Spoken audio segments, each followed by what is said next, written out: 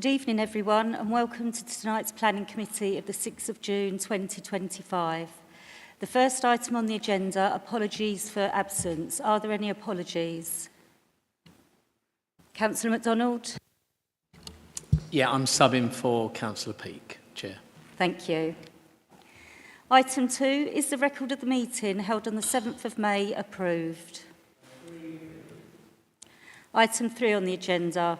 I can confirm that there are no late items which do not appear on the main agenda. Item 4, do any members have any disclosable pecuniary interests or other significant interests? Councillor Etheridge? My usual standard statement, thank you. Thank you. Any other member? Okay. So before moving on to agenda item 5, Leader of the Council, Councillor Maple, has asked to speak on this item. Is this agreed by members? Agreed. Thank you. So now we're moving on to agenda item 5, planning application for Go Outdoors. Peter Hockney, Service Manager, will be presenting this application. So over to you, Peter. Thank you, Chair. Just draw members' attention to the supplementary document for this application. It includes additional representations, but doesn't alter the recommendation on the original papers. As you said, Chair, the site is the former Go Outdoors unit located on the eastern end of the Brook. You can see it outlined in red here. The site is bounded by Slicketts Hill, Cross Street, Upbury Way and the High Street, which make the four sides to the application site. Members will be familiar with the large multi-storey car park to the rear of the site. This is outside of the application site and is due to remain as part of the proposals. The slide up in front of members now shows the site sort of in red there and shows it in context with the centre of Chatham up to the Great Lines, and then you've got the A2 running through there on sort of New Road. Chatham High Street is the blue line that runs through there as the pedestrianised element, and then continues along here towards Luton Arches.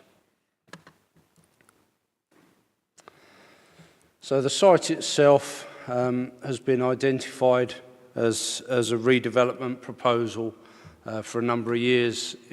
It was part of the Chatham Town Centre Concept Master Plan in 2019, which shows, as you can see down here in the bottom of the slide, redevelopment of the site for a number of blocks of development. Again, the Chatham Design Code, which was adopted in 2024, again includes the site as a redevelopment opportunity. And the Arches Chatham Neighbourhood Plan, which again was adopted in 2024, also identifies the site as a redevelopment opportunity within that plan. All of those plans and concepts envisaged a residential-led development on the site, and essentially that's what's being brought forward today. Whilst we've got the Arches Neighbourhood Plan on the screen, that forms part of the development plan for this area. So obviously, as members know, the development plan for the borough, or for the area in total, is a Medway local plan from 2003. But in this area, it is a neighbourhood plan area, and it has been through an examination and referendum and has been adopted, as I say, in 2024. So the neighbourhood plan forms part of the development plan for this site and is key considerations as part of those policy elements. So in front of you on the slides here, you can see the site in the context and views of the surrounding areas, which members are probably quite familiar with. Looking at the site from the Brook, and again looking down on the site, you've got the car park on the right hand side with the terrace properties at the top of Berwick Way. Slickett's Hill with the rear yard area, which was used for deliveries in the past. A view of the site from the high street, and you can just make out the sort of blue area of the former Go Outdoors building. The view from Best Street, which again you can, the distinctive blue building is quite apparent from that view. And again, the view along Cross Street with the car park on the right, the flats on the left-hand side of the photograph. These are some photos from the car park, looking around Chatham, where you can see again along the Brook towards the Pentagon at the end. Up towards the Great Lines, and as I say, you can see the sort of concept there, and you can see, I think this slide in particular sort of shows the valley that Chatham sits in as part of the surrounding topography. Now, the proposal that's for consideration is for 319 apartments across the site. It's across 4 blocks, with blocks B and C linked by this part here. Overall, they range from between 5 and 8 stories. Blocks A and B along the frontage of the High Street have 6 main stories with a 7th setback at the top level. Block C is 7 stories, although as you'll see from the later on, because of the topography of the site, the sort of effective heights are very different. Because of as I say, the topography and the steep sloping nature of the surrounding roads in particular. Block D is the central block. Now, this is the highest block within the development at 8 stories. But you'll see from the plans later on that this block is essentially screened from almost all views by particularly blocks A and B along the front and by the car park to the rear, and mostly by block E. So you'll see some views of block D through this entrance point here. And then lastly, block E, which is the sort of just off L shape, varies in height, but has a majority of 6 stories within that. Excuse me. So the heights of these blocks, I think, need to be considered carefully in the context, as I say, of the land levels surrounding the site. Members will know from the site works that are being undertaken at the moment. The former Go Outdoors building is in the process of being demolished, and in order to create essentially a flat development platform for which to build this development on. So the sort of lower parts of this site will be significantly lower than the points on, for example, Berwick Way along here. And there are some illustrations of that later on in the presentation. We now move to some viewpoints. This is a viewpoint from the Great Lines up in this location. From this from this point, you won't see the development. You can see the wire, just make out the wire line there, which is the sort of red line on that bottom slide. So the development wouldn't be visible from there. You can see the three large blocks which are on New Road on the other side of Chatham. So that sort of gives some context as to the viewpoint that you're looking at there. This is from further down within the lines, and again, you can see the existing car park here, and here's the development that that's being proposed.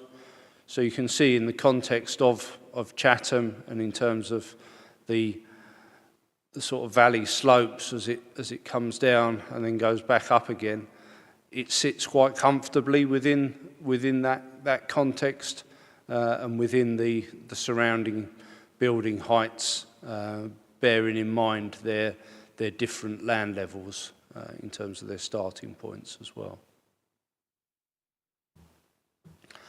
This is a view from the High Street coming from Luton. So this building here is Imperial Gate, and you can see Go Outdoors building here. And so the change again would be the development in this location here. Imperial Gate itself is 7 stories at this point, which would match the development proposed on that block, the other side.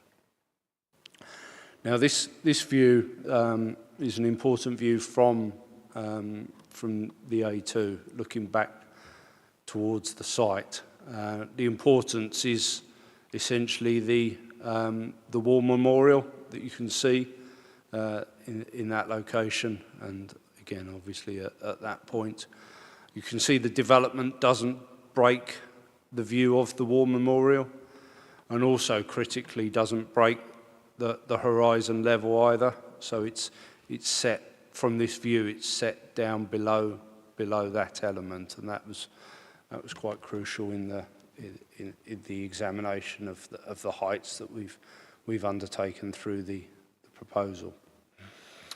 I'll just briefly flick through the elevations. I think because there are two-dimensional elevation on a building which has a significant amount of layering and also has the buildings on different visual planes, the elevations essentially don't do the scheme justice. So the better views of that will be the CGI views later on in the presentation. But I think one thing to note with the elevations is this is the elevation of Berwick Way. So you can see the block here, which was block C, and I think block C was 7 stories. But you can see here from road height to up Berwick Way, it's 5 stories. So the scheme utilises the land levels in a way to essentially fit the development into its appropriate context. And again, this is the view of the 6 stories with the 7th set back to give a bit of articulation and an interest to that corner along and extending along the High Street and into the Brook. Again, this is the sort of High Street Brook element, and then moving round, you've got the car park there. And again, the key point of this elevation is to demonstrate that each development on the site, this is block D, which is the tallest block on the site. Even that individually is considerably lower than the car park building. Again, these are the floor plans. So I'll run through these relatively quickly, but on the ground floor, I think the key point to note are the blue colour here are proposed commercial units, and it's envisaged that a retail unit would be located in this position opposite the pedestrianised part of the high street, in order to draw people across, and also, as well as providing a facility for the residents of the site, the residents that are beyond to the north, and also those that particularly next door at Imperial Gate, but also the residential properties as the high street extends down towards Luton. And I think that's quite key in terms of the concepts in the design code, and also the neighbourhood plan about having that commercial space at ground floor. The yellow elements at ground floor are to be either community use or residential amenity space for the residents. So it could be a residence gym, it could be a community space for community groups to use, or it could be a sort of home working hub. So those are the yellow elements. There are significant amounts of cycle parking within the development as well. These are just the floor plans, which are essentially more of the same, that go up to the top. And this plan shows the landscaping. So the landscaping within the site is, as you can see, considerable, considering the density of the development, but also a significant improvement on the existing position, which is limited or sort of no landscaping really. So you can see that there'll be that uplift, that urban greening element is again a key policy of the neighbourhood plan, which this delivers. Because of the, well, in some case because of the low baseline level, it's a significant improvement in biodiversity. So you have got the tree planting at ground floor, but you can also see these green roofs on the tops of the buildings. And then this one has green roofs and photovoltaics on it. And it represents a 422% increase in biodiversity net gain on the site, which is sort of clearly above the mandatory 10%, but also delivers quite a considerable improvement on the existing sort of quite barren element in terms of habitat. So I think that's a significant benefit to the scheme.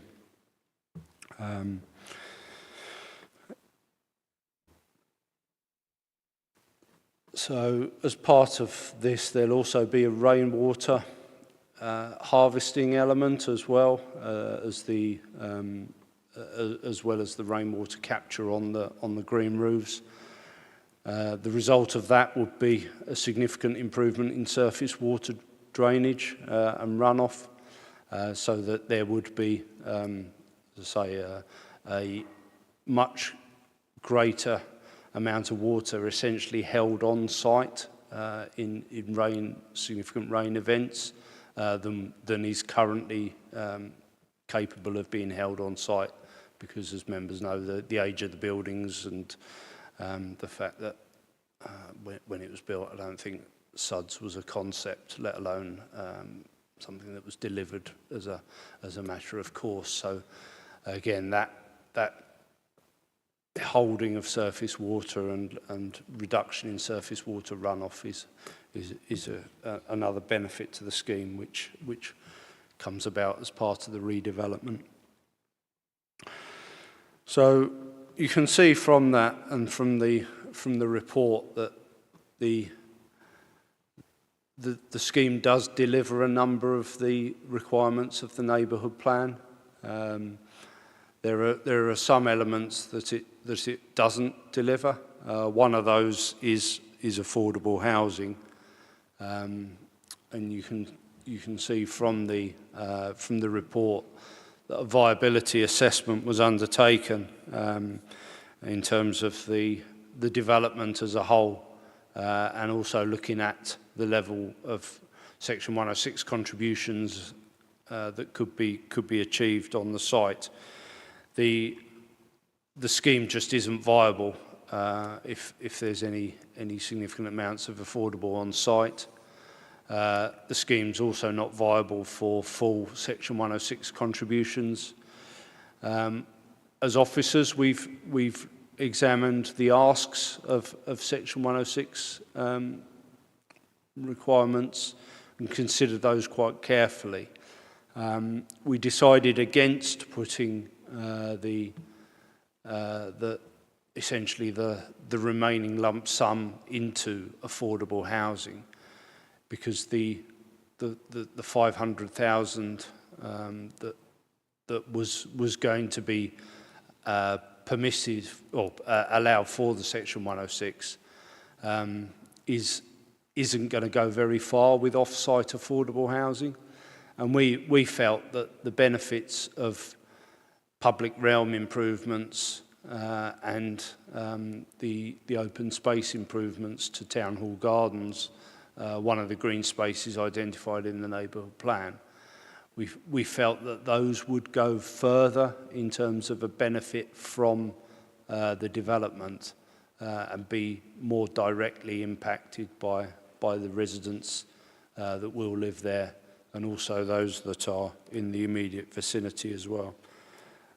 So that's why we came down on those two as the recommendation. So just to draw to a close, really, I think the heights are a significant consideration as part of the application, both in terms of the neighbourhood plan and the Chatham Design Code. The proposals have been through an exemplary design process as part of the Chatham Design Code as an exception to the code. And the development, which you can see from these CGIs, this is the view from the High Street looking up Berwick Way. Again, the view from the Brook, looking at the Block E, which turns the corner there, and Block A on the frontage. And this is the view essentially from as you coming down from the A2. This will be the retail element at ground floor, which will be significantly visible from this side of the High Street, and the heights within the context we think work, and we think deliver a good scheme on the site, and a scheme that is viable in terms of its delivery. Thank you. Thank you, Peter.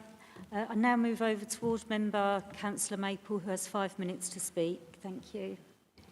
Thank you very much indeed, Chair, and thanks to colleagues for allowing me to address you this evening. Our Chief Planning Officer often talks about a balanced application, and in my view, this is what we have in front of us tonight. And let me start by stating some really obvious facts. Nobody wants an empty supermarket in their ward. That's effectively what we've had in that area for some time, in a couple of iterations, of course. It was Tesco's, for those of us who were around at the time, and it was empty for a long period of time, and subsequently it's been empty since Go Outdoors left. That doesn't benefit anybody. Equally, we have a housing crisis in Medway and this country, and we have got a duty as an authority, both a local planning authority, but also an authority more generally, to play our part in the 1.5 million homes which this government is rightfully prioritising. So that makes this, in one sense, very straightforward. However, of course, this is a balanced application. And from that perspective, there are, of course, a couple of issues which give me cause for concern. One is around the affordable housing element, and I think Peter spoke very clearly in his detailed presentation tonight. From that perspective, I know work has been done around viability. One of the questions, and I think Archie's Local in their subsequent submission made reference, and I know this has been put in place for other applications, the issue of clawback. So I'd be interested to hear from officers as to whether that's been considered, and if it hasn't, perhaps that could be considered this evening. And of course, that's not an unusual argument. We know that. I know colleagues on the planning committee will have often frustrating views around viability and the kind of priority given to that over perhaps some of the things that we want to see in our communities across Medway. The second issue is that of the Archie's Local Neighbourhood Plan, something which I was incredibly proud of, both as council leader, but actually more importantly as a ward councillor and as a resident of Luton for the first 20-odd years of my life. And the fact that this is not compliant with that policy is frustrating. And in particular, the lack of genuine engagement from the developer and their agent through this process is very disappointing. That could have happened and it hasn't. So that is disappointing to me. And certainly I know other ward colleagues, both for Chatham Central and Brompton, and indeed the neighbouring ward of Luton, which as colleagues will know is about 50 metres from the planning site we're looking at this evening. So that makes it difficult. And I think the final thing I'd say, and this is not on the application, but it's worth saying for about 20 seconds of my 5 minutes, one of the things I'm cognizant of, with the exception of Upper Mount Car Park, we need to see some more houses rather than flats in Chatham town centre. It is right and appropriate. And for this application, I think we're seeing the right things coming forward. But I think I would say loud and clear while I'm sat here, other applications on sites that will come forward that haven't yet, I certainly would be hoping to see more housing, including on sites which we as a council own not far from this site. So I would say that here, but that of course is not a matter for particular consideration. I think if the committee is minded to approve tonight, and I would understand why you would, I think the arguments both for and against have been put clearly with Peter and his presentation, and I thank officers for their ongoing work on this. One way we can try and fix that difficult situation, particularly with Archie's Local, is around how we deal with the Section 106 contribution. So you're looking at £500,000 of investment into Chatham Town Centre. So I would encourage the committee, if they're so minded, to agree a couple of things. That there would be a working group that would be made up of certainly ward councillors, a member or two from the Chatham Town Centre Forum, and certainly members from the Archie's Local Neighbourhood Plan team to plan where that funding will go. For example, I know everybody wants to see that money spent in Town Hall Gardens as a proportion of that, and I support that.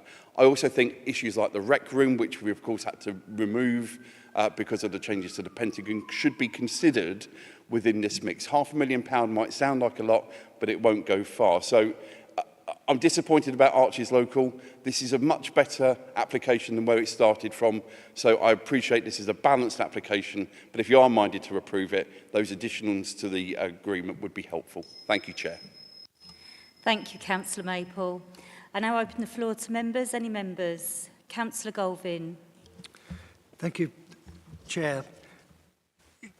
Yes, this is balanced in a way, but I think if you put it on the scales, the advantages are far outweighing the disadvantages. There's going to be 319 apartments. If I've added up correctly, that's 504 bed spaces. This will make a substantial contribution towards our housing numbers. It's in a very prominent position. It's a bookend, as it were, for the Brook. And I think the architect has done a good job in making the facades interesting. I think one of the blights of not just Medway, but cities in the last few years, has been the amount of blocks that just appear to be of sheets of glass and concrete. There's been a conscious effort here to break that down, and I think that they're to be congratulated for that. Yes, the height is an issue as far as the neighbourhood plan is concerned, but I think we've got to face reality here, and there's two reasons why I'm not that concerned about the extra height of these buildings.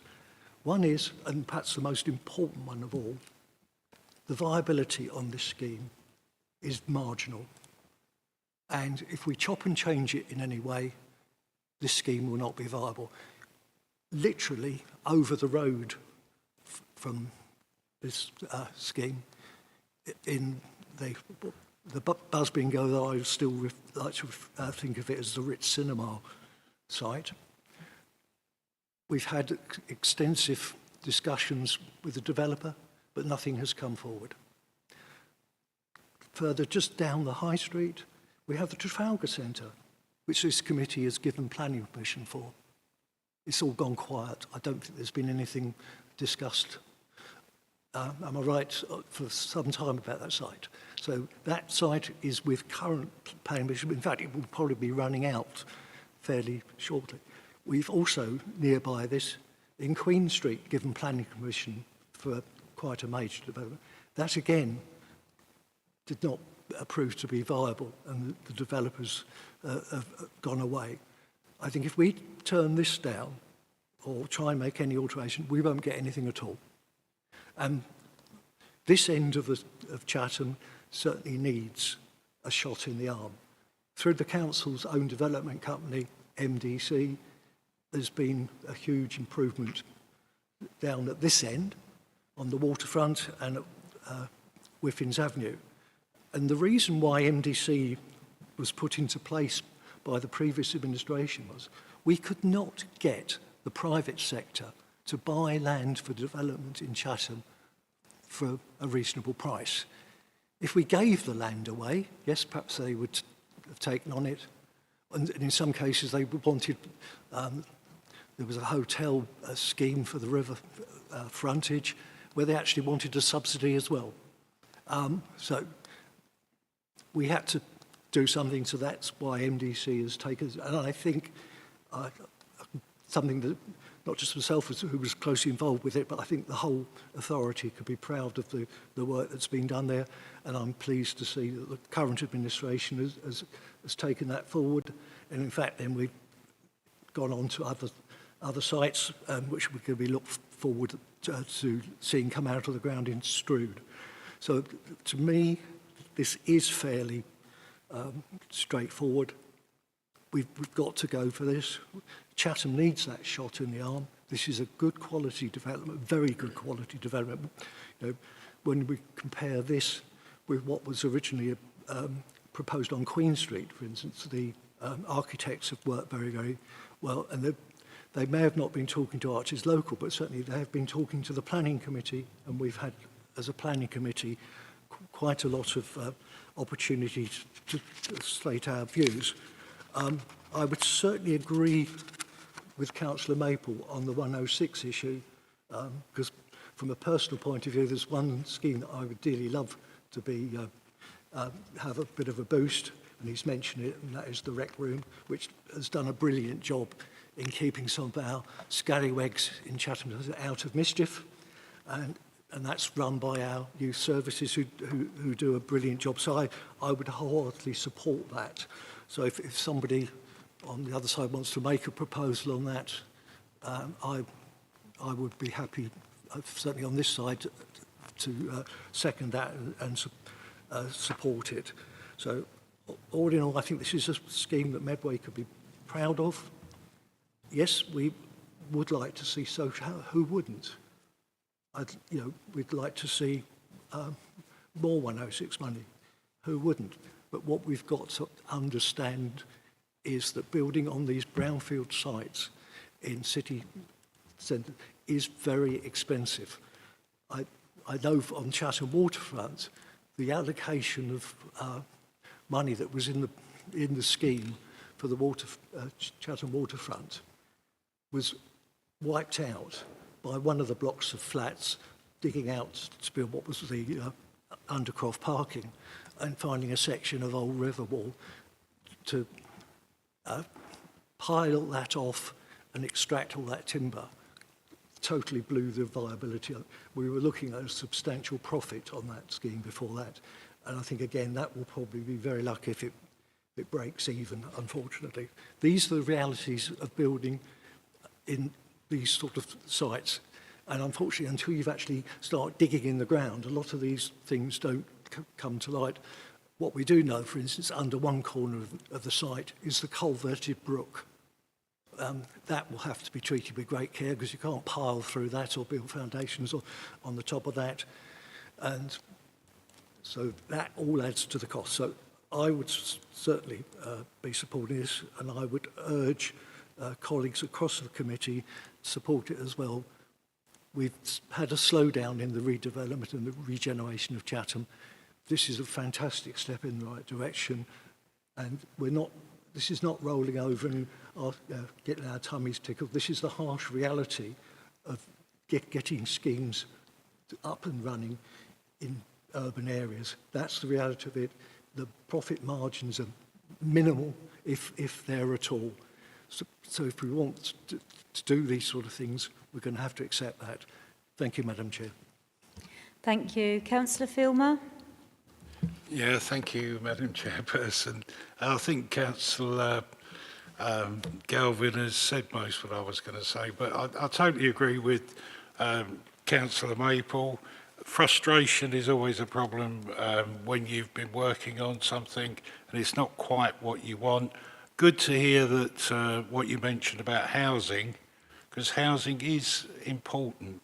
The viability on some of these sites, the brownfield sites, can be a big problem, but we have to be very careful that we don't try and sell the dream and then the 106 money isn't coming. It does concern me a bit with the companies nowadays that are looking at viability when it comes to building. I just hope we're not going down the sort of ambulance chaser route with these companies looking at saving the building companies money along the line. But totally agree, the scheme is right, I think, for the area.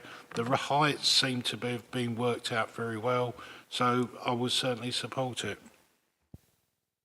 Thank you. Any other member? Councillor Pearce. Thank you, Chairperson. I like the CGIs and I like the look of the development. It certainly looks better than the monstrosities they've stuck up in Rochester opposite the heritage area. So that's good. And I also specifically like that there's commercial retail on the ground floor as well as residential on top. There is a lot of green space included on this proposal as well, including green roofs and also lots of landscaping, so that's all good and positive.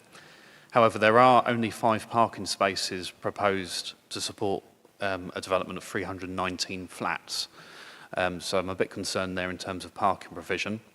And that's notwithstanding that there is a multi-storey car park next door, but I'm a bit unsure whether that's going to be available to everyone and if residents in these blocks are going to be fighting for parking spaces. If I can have some clarity on that, that would be great. I've checked and Chatham railway station is exactly 15 minutes walk away on Google Maps. It might be longer, I don't know if that's accurate, but according to them it's 15 minutes. So it just about complies with sustainable 15-minute neighbourhoods. I am concerned also that there is 0 affordable housing due to viability issues. However, if you read the neighbourhood plan group representation, they have mentioned that the viability assessment only considered 25%, but not the 10% affordable, a scenario of 10%. So, and I also can't find this viability assessment on the portal. So my question is 10% housing affordable? Sorry, is 10% affordable housing viable with this scheme? Could we have some clarity on that? And we also need to consider that the new local plan will have a requirement for minimum 10% affordable on urban brownfield sites. So I don't know if this came forward at a later date, whether it would have to have that 10%. You know, there's no negotiation, it has to have 10%. So if we can have some clarity on that as well, thank you. Peter, did you want to come back now? Yeah, happy to, Chair. I think if I take the viability and the affordable housing element first, I think sort of picking up on Councillor Filmer's point earlier about concerns about viability consultants sort of specialising in sort of a way to avoid Section 106. I think in this case, the applicant didn't provide their own viability assessment, and it was a joint instruction with us. So the viability assessment was undertaken by our own consultant, so we can be sort of assured that it was done even-handedly in that respect. The viability consultant did rerun the figures with 10% affordable housing. The point that Councillor Pearce raised in relation to the latest objection from the Arches Group post publication after they'd seen the report, and indeed, as he mentioned, the forthcoming local plan. The scheme for 10% wasn't viable either, and again wasn't close to being viable.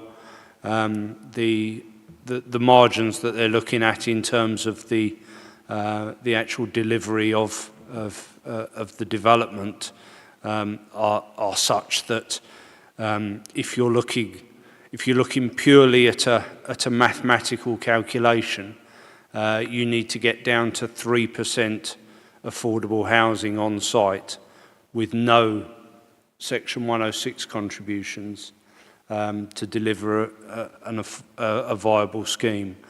The problem with 3% on site in a practical side is that it's 10 apartments within a scheme of 319, and no registered provider will take on an amount of 10 within 319. So whilst in a sort of a spreadsheet mathematical assessment, 3% is deliverable, in a practical element it isn't. So that's why we were looking at the Section 106 pot as an alternative, and as I said in my presentation, the judgment that we came to was that it would be more beneficial for the area if it was split amongst the two that we've got in the recommendation, rather than as an off-site affordable housing contribution. In terms of the other question that Councillor Pearce had on the car parking, the 5 spaces which are to be secured through the 106 relate to the largest of the apartments, the 3-bedroom ones. The intention is that the car park will be reopened, will provide those 5, and will also be available for residents of the development and elsewhere to rent a space. But I think, as you alluded to, because of the highly sustainable location of the site, it's not a requirement to condition that additional element. But in terms of the applicants and the developers' intention, that's what it will be there to deliver. And if I just quickly go back to the indicative landscaping proposals, you can see here that the route to the car park has been dramatically improved from, well, obviously you can't get to it. You couldn't get to it at that point because the previous building was in the way. So it allows its opening up, and it could be used for an additional car park for shoppers, obviously as it once was when when I used to go there as Councillor Maple alluded to as well when it was Tesco's. So it's there and it's available, but because of the planning merits, there's no requirement to tie it to the development. I hope that answers the question. Thank you, Peter. Councillor Hammond-Eshay.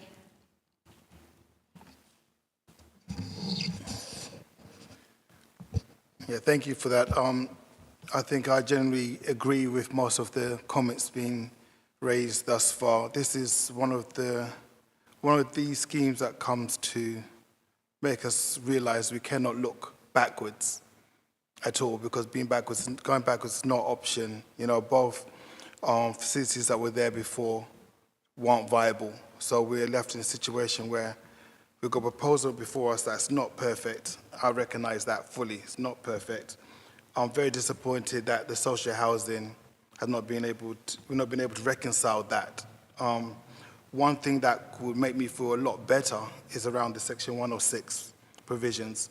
We know there's a shortage in the workforce, young people developing a trade, building, architecture. I would like to see somewhere within that provision where we are educating young people to get into the trade. So at least the housing's not there, but there's some sort of transition in helping young people understand and get into the building trades.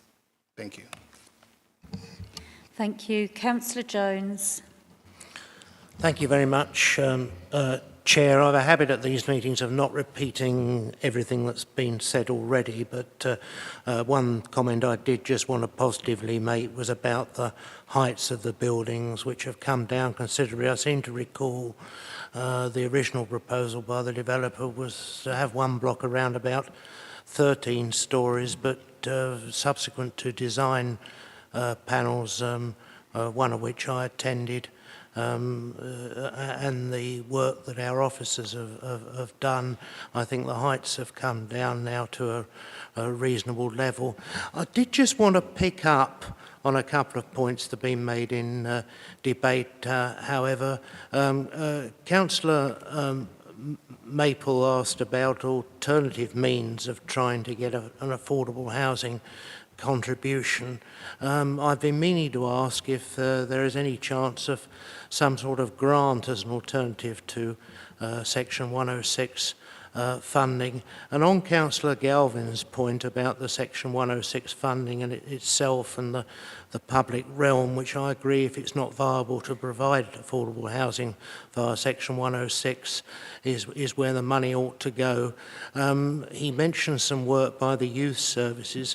Is there any way that the 305,000 odd, which is shown in the report, some of that could be put towards the project that he mentions? Or if we wanted to propose that, would it need a separate element to be moved? Thank you.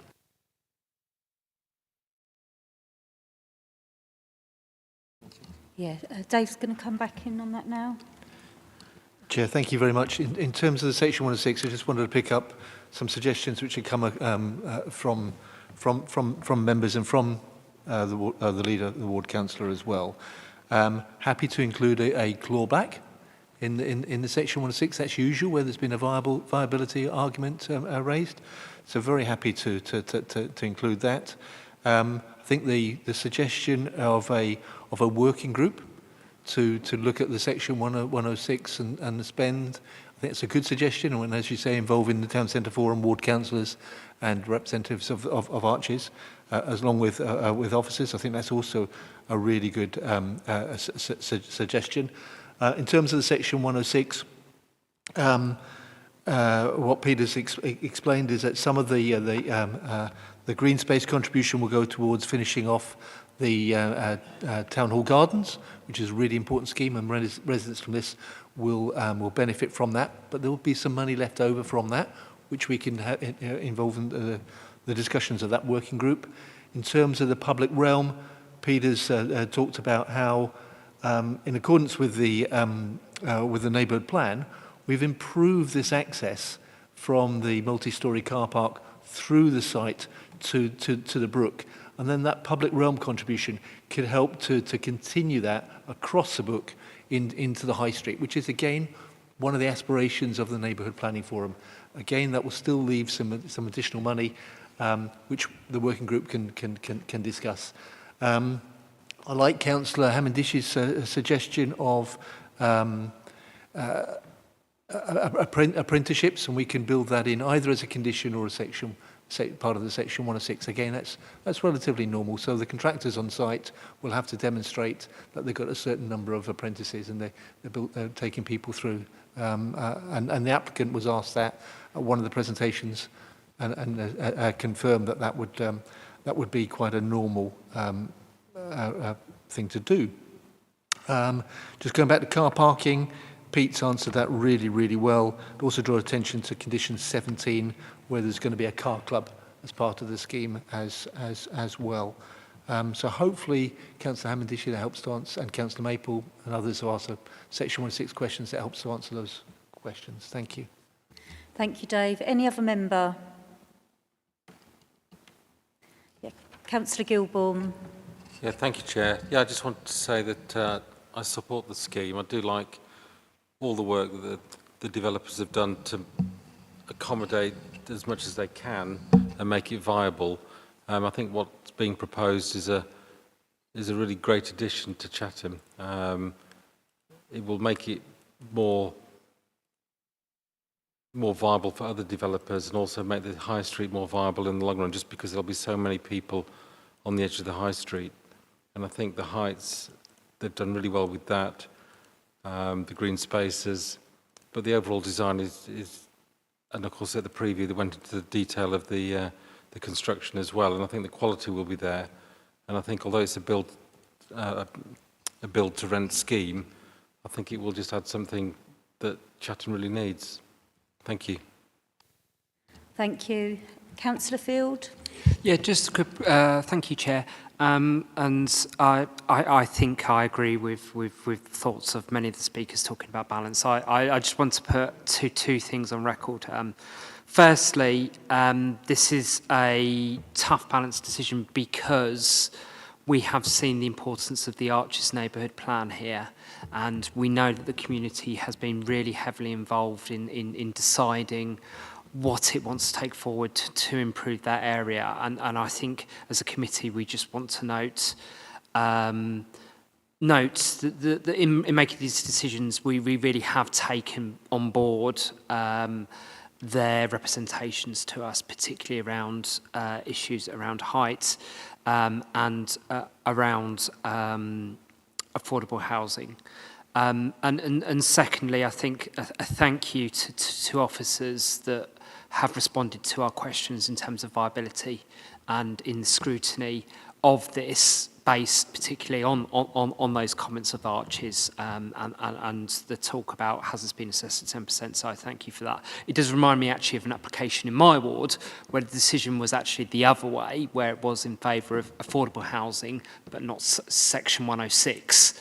And, you know, these things can be balanced. And I very much agree with, you know, both Councillor Maple's suggestion of a condition to make sure that we include the views of the Arches neighbourhood plan team and key local stakeholders, including councillors, Councillor Galvin's recommendation in terms of making sure that that community space, some of it is focused on activities for young people, and again with suggestions made by Councillor Hamadishi around apprentices, and also Councillor Jones' suggestion around making sure that, you know, we really do consider the clawback. And there was another thing that Councillor Jones made an eloquent point, but it was such an eloquent point, it's just zoomed down my brain, but I fully affirm that. So, but I do think it's important as a committee that we really do make sure that we are doing our duty of ensuring where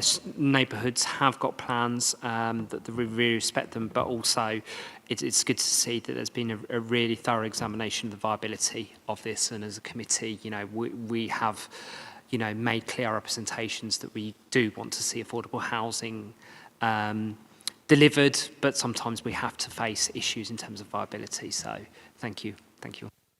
Thank you, Councillor Field. Over to Dave.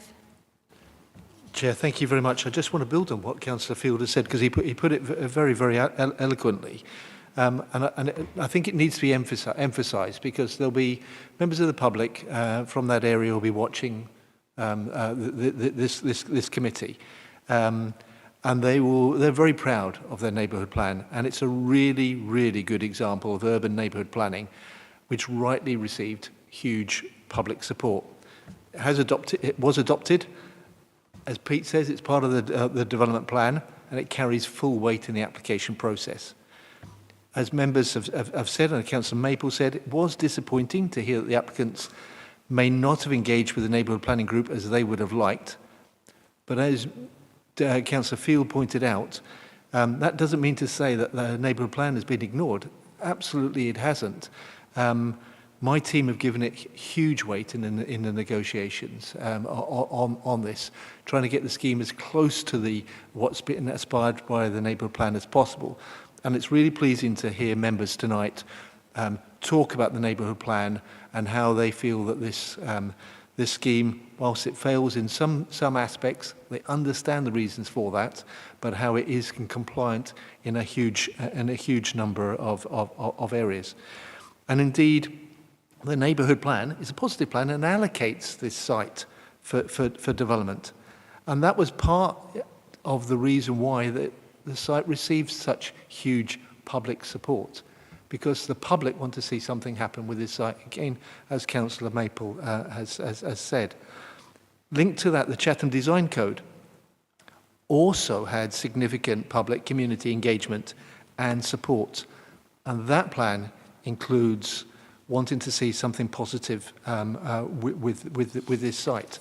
So I just wanted to, and thank you, Councillor Field, for emphasising that this committee and officers have really carefully considered the neighbourhood plan, and we've taken it forward as far as we can with this scheme. And we think this is as good a scheme as it possibly can be and still be viable. And I think the applicants, by starting the demolition work, have demonstrated, and that costs a lot of money, have demonstrated a commitment to deliver something on this site, which is a point that Councillor Galvin was making earlier. Thank you, Chair. Thank you, Dave. Any other member? No? Okay. So I've read all of the objections that have been submitted to the Planning Department with regards to this application and taken all of their comments on board. I'd first like to refer members to page 38 of the agenda, where it says how the design code states that if a building is going to be above 6 stories high, the applicants will be required to demonstrate an exemplary design process, EDP. The EDP must include 2 successful design review panel meetings, which the applicants have done. Well, they've actually done 3 design review panels now. And then on page 41 of the agenda, it states the Arches neighbourhood plan originally proposed maximum height parameters. However, this was amended following the examiner's modifications, as setting maximum heights was not appropriate to the neighbourhood plan. It therefore appears that the height of this application does fit within the Chatham Design Code and the Arches neighbourhood plan. For the past 2 years, a team with over 100 years planning experience between them, including Chief Planning Officer Dave Harris and Duncan Burnston, the Senior Urban Design Officer, who has international experience, has been working on this application. It is significantly improved from what was first proposed, and I personally do not believe that any more can be done to improve this application, as it is at its limits with regards to viability. We desperately need homes, although I am very disappointed and frustrated, like others have said, that yet again we have another site in front of us that is not providing affordable housing. But as we know, it costs more to build on brownfield sites than on a greenfield site. It is not viable to have affordable housing on this site. It's not, if it's not viable, what can we do? What is the alternative? This site is a complete eyesore, and I don't believe that anyone else would take it on. And also, if we refuse this application, it is very likely that we lose at appeal and would also likely have to pay costs at the expense to the taxpayer. So I hope that everyone who submitted an objection to this application can see why I will be voting for this application, although it has been a very difficult decision. So I now move over to Vice Chairperson, Councillor Jones. Thank you very much, Chair. I'm going to move the recommendations as set out in the report. I'm assuming that the clerk has already captured the Chief Planning Officer's commitment to look at clawback and also at a working party of the type that Councillor Maple, the local member, suggested to discuss how to spend the remainder of the Section 106 money once commitments have been made. So I will move the recommendation on the Go Outdoors site, the Brook, Chatham, in terms of recommendation approval, subject to A, the applicant entering into a Section 106 agreement to secure financial contributions, A, little 1, little 2 and little 3 in the report, and B, non-financial obligation, little 1 about the car parking, and conditions 1 to 26 as set out in the report. I move approval on that basis. Thank you, Chair. Is that seconded? Seconded. Thank you. Those for?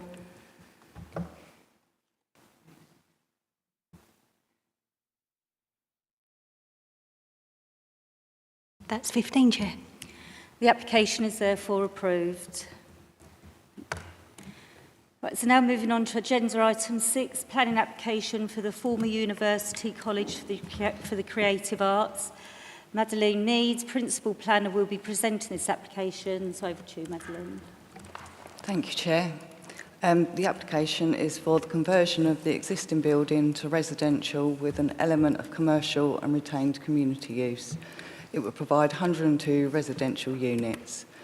I can draw your attention to the supplementary agenda. This outlines our position in relation to BATs and amended condition 24, external lighting. This is the application site, Fort Pitt Grammar Schools to the south, Jackson Recreation Grounds to the west, Victoria Gardens to the east, and New Road to the north. Aerial view of the site, this just shows it in relation to the Jacksons. And in this slide, it just shows really the scale of the building, how big it is. It's a view of the building, you can see it here, this is from Gunwolf, and from New Road, you just get slight views of the building. This is the bottom portion of the building. And views across the Jackson Field from City Way, the building's there, along the footpath across the Jackson Field.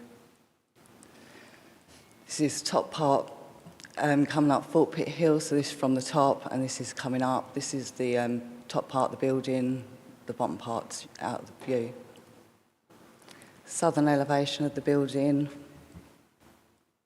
and the lower section of the building from RRX 20.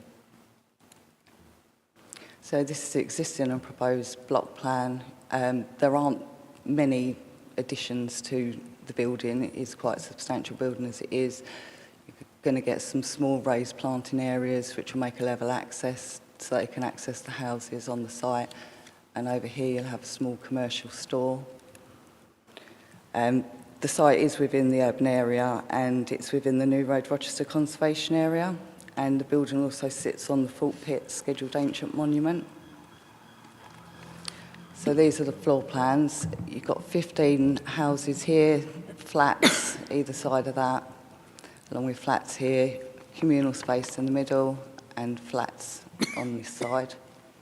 You've got the next upper floors of the houses, along with flats either side, and flats here. Here you've got the remaining top level of the houses with flats. And then you've got some storage area and some flats here. Again, you've got flats, along with you've got the cycle provision, refuse storage, and you've got the gallery space. And again, you've got flats, some have got private amenity space, and you've got the commercial area being here, flats here. And then on this level, you've got some shared amenity space, along with more flats. And then again, next level is flats, and you've got a communal space on the roof, as well as you've got solar panels on this part of the roof and here. So the elevations of the building, the main changes to the elevations are going to be the insertion of doors and windows. So you've got the existing here, and this is the proposed. You've got small additions on the roof, which is a chimney and an overrun for the lift shaft. Side elevation. And these are again the existing and proposed elevations. It's mainly the insertion of the windows.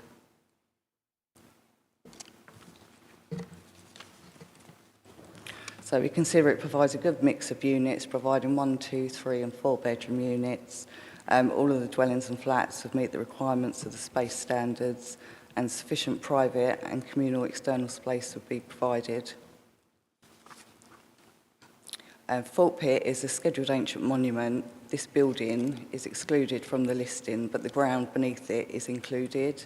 Any harm that may arise would be through groundworks like the landscaping, and this would be controlled by condition and scheduled ancient monument consent. With regard to parking, the scheme would be provided with 6 disabled parking spaces and provide a car club facility, which would be secured by a Section 106 agreement. But we consider the site to be in a sustainable location, being close to Chatham train station, bus routes and Chatham town centre, and therefore the development is considered acceptable as a car-light development.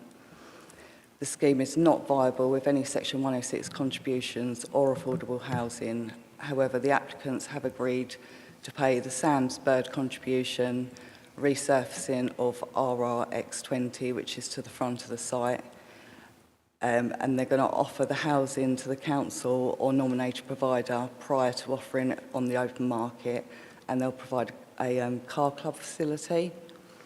Overall, it's considered that the conversion to residential with the retention of the gallery space and commercial is a good use for this substantial in size building that's been empty for a while. And for the reasons set out in the report and the supplementary agenda, it's recommended for a resolution to approve, subject to the completion of the 106. Thank you. Thank you. Over to members now. Councillor Filmer.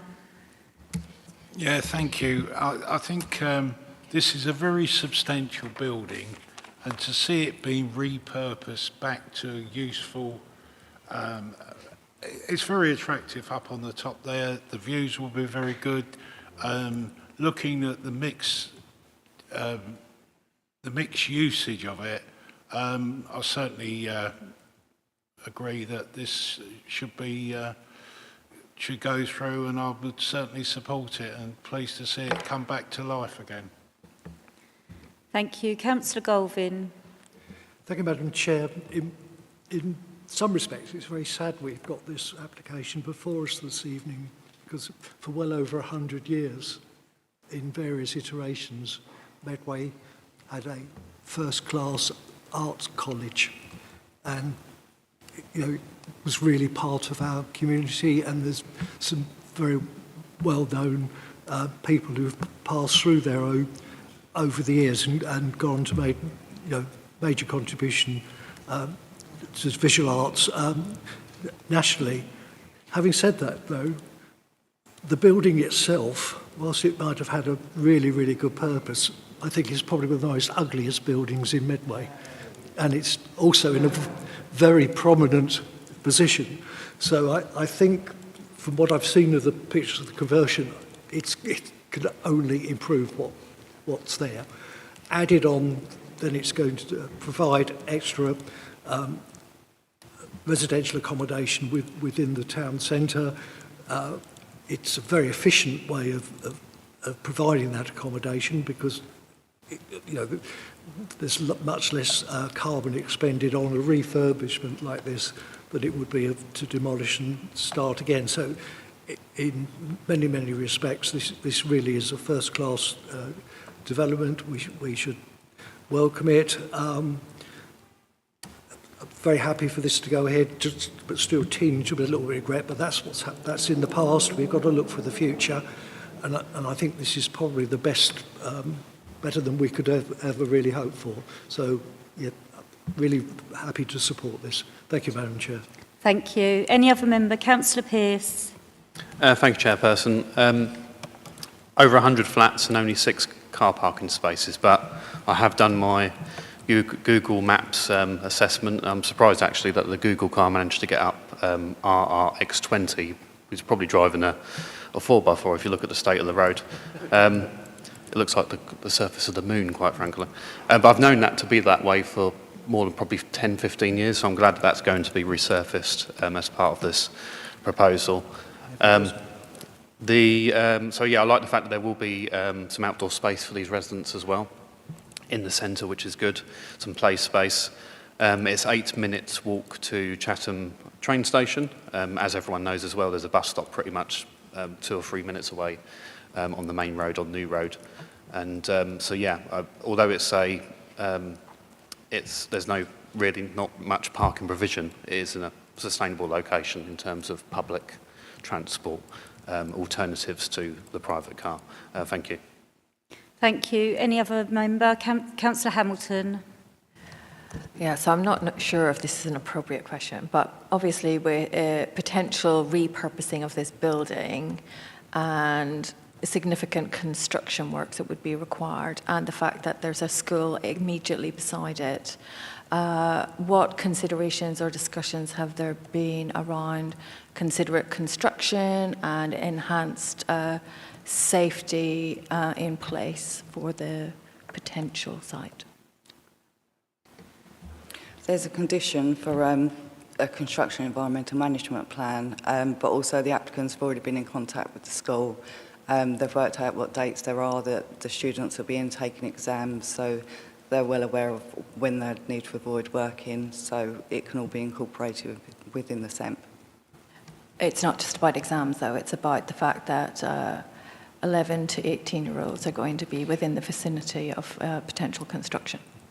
Yeah, there's also been some discussions about the access into the site, into the school, so they're thinking about moving it down just while the construction period takes place, so this will be considered. Any other member? Councillor Minton. Just on the subject of 106, because it says in the papers, where are we? About space facilities within the vicinity. It doesn't obviously state what those particular places, so as often is the case at committee, I'd like to make a point about some of that going to both of the 2 parks that basically are very near to this. That, you know, some of that is taken into consideration when that's spent, that it goes to both Victoria and also to Jackson's Fields. Come back here, sorry. Yeah, the scheme's not viable with any Section 106 contributions. The contributions they're paying is the SAMS mitigation. It says it in the paperwork, though.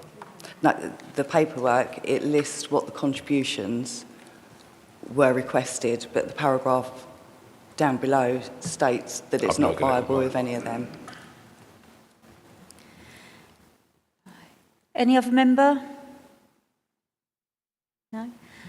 Okay, but therefore, yeah, it would be good to see this site developed. I quite like the design. I will be voting for it, and the sooner that if it is voted through, the sooner that the developers can get on with it, the better, because it is being badly vandalised and quite dangerous at the moment. So I now move over to Councillor Jones, Vice Chair. Thank you very much, Chair. Former University College for the Creative Arts, Fort Pitt Hill, Chatham. Recommendation approval subject to Section 106. A, the applicants entering into a Section 106 to secure the following: 1 to 4, 1 to little 4 as set out. and B, the conditions 1 to 29, to include an amended condition 24 in relation to bats, amended in accordance with the supplementary agenda. I move all that lot. Thank you very much, Chair. Thank you. Is that seconded? Seconded. Thank you. Those for the application?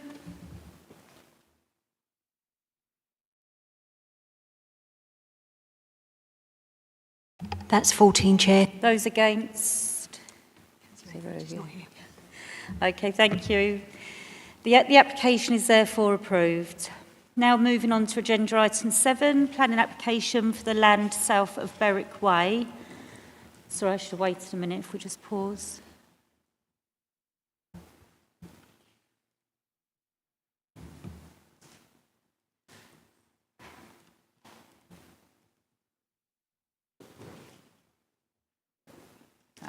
Yeah, agenda item 7, Hannah Gunner, Principal Planner, will be presenting this application. So over to you, Hannah. Thank you, Chair. Good evening, members. I'll be presenting two applications together here because I think that's probably the easiest way to do this. The first of the applications is in relation to a deed of variation for the Section 106 agreed as part of the original hybrid application for this site, and the second is a reserved matters application relating to the appearance, layout, scale, access and landscaping pursuant to the outline permission on this site for the construction of up to 181 market and affordable dwellings with associated access roads, open space, drainage and other works, along with a number of condition discharges which are set out within the report. Oops. So, in fact, I'll skip to the next one. So we'll just start here with the outline of the residential element of the scheme, if I can find. So originally this application came in as a hybrid application, which is for the conversion of the barn here to be used as a wedding and function venue, the Maritime Academy School, which is actually now complete and up and running, and then this aspect within the red line, which is to be for residential development with open space associated with it. This is an aerial photograph, a slightly out of date one because obviously the school is in place within this area now. But what we see here is the application site, and this area here is the quarry infill, which is in the process of being infilled. We're actually, the applicants are on site and that's actually coming forward quite substantially now. But the application is for the residential development within this aspect of the site here.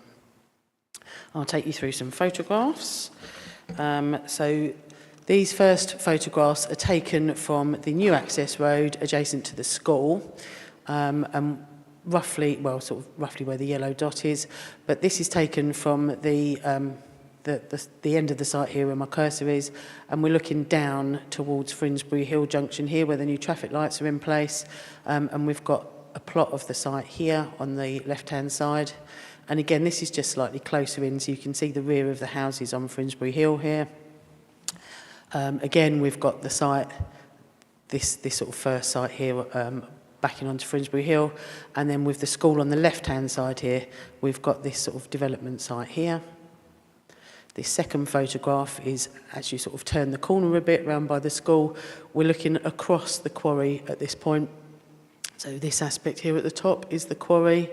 And again, this is just slightly different angle, turning towards the sort of Parsonage Lane aspect. And again, this is these trees here are the buffer between the site and the Parsonage Lane area. This third set of photographs taken sort of from the entrance where the quarry infill is ongoing currently, just really trying to sort of show you how far the quarry infill's coming along. But what we've got here is the site entrance.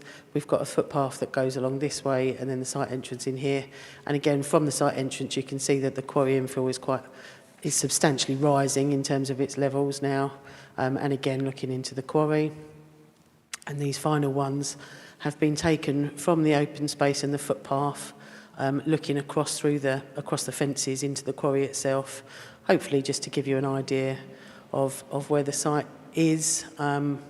Again, this is sort of the Parsonage Lane aspect coming round, and we've got Parsonage Lane along here, and you can see some cliff face And then this is the footpath going down, so you can see the school here, and the site would be here.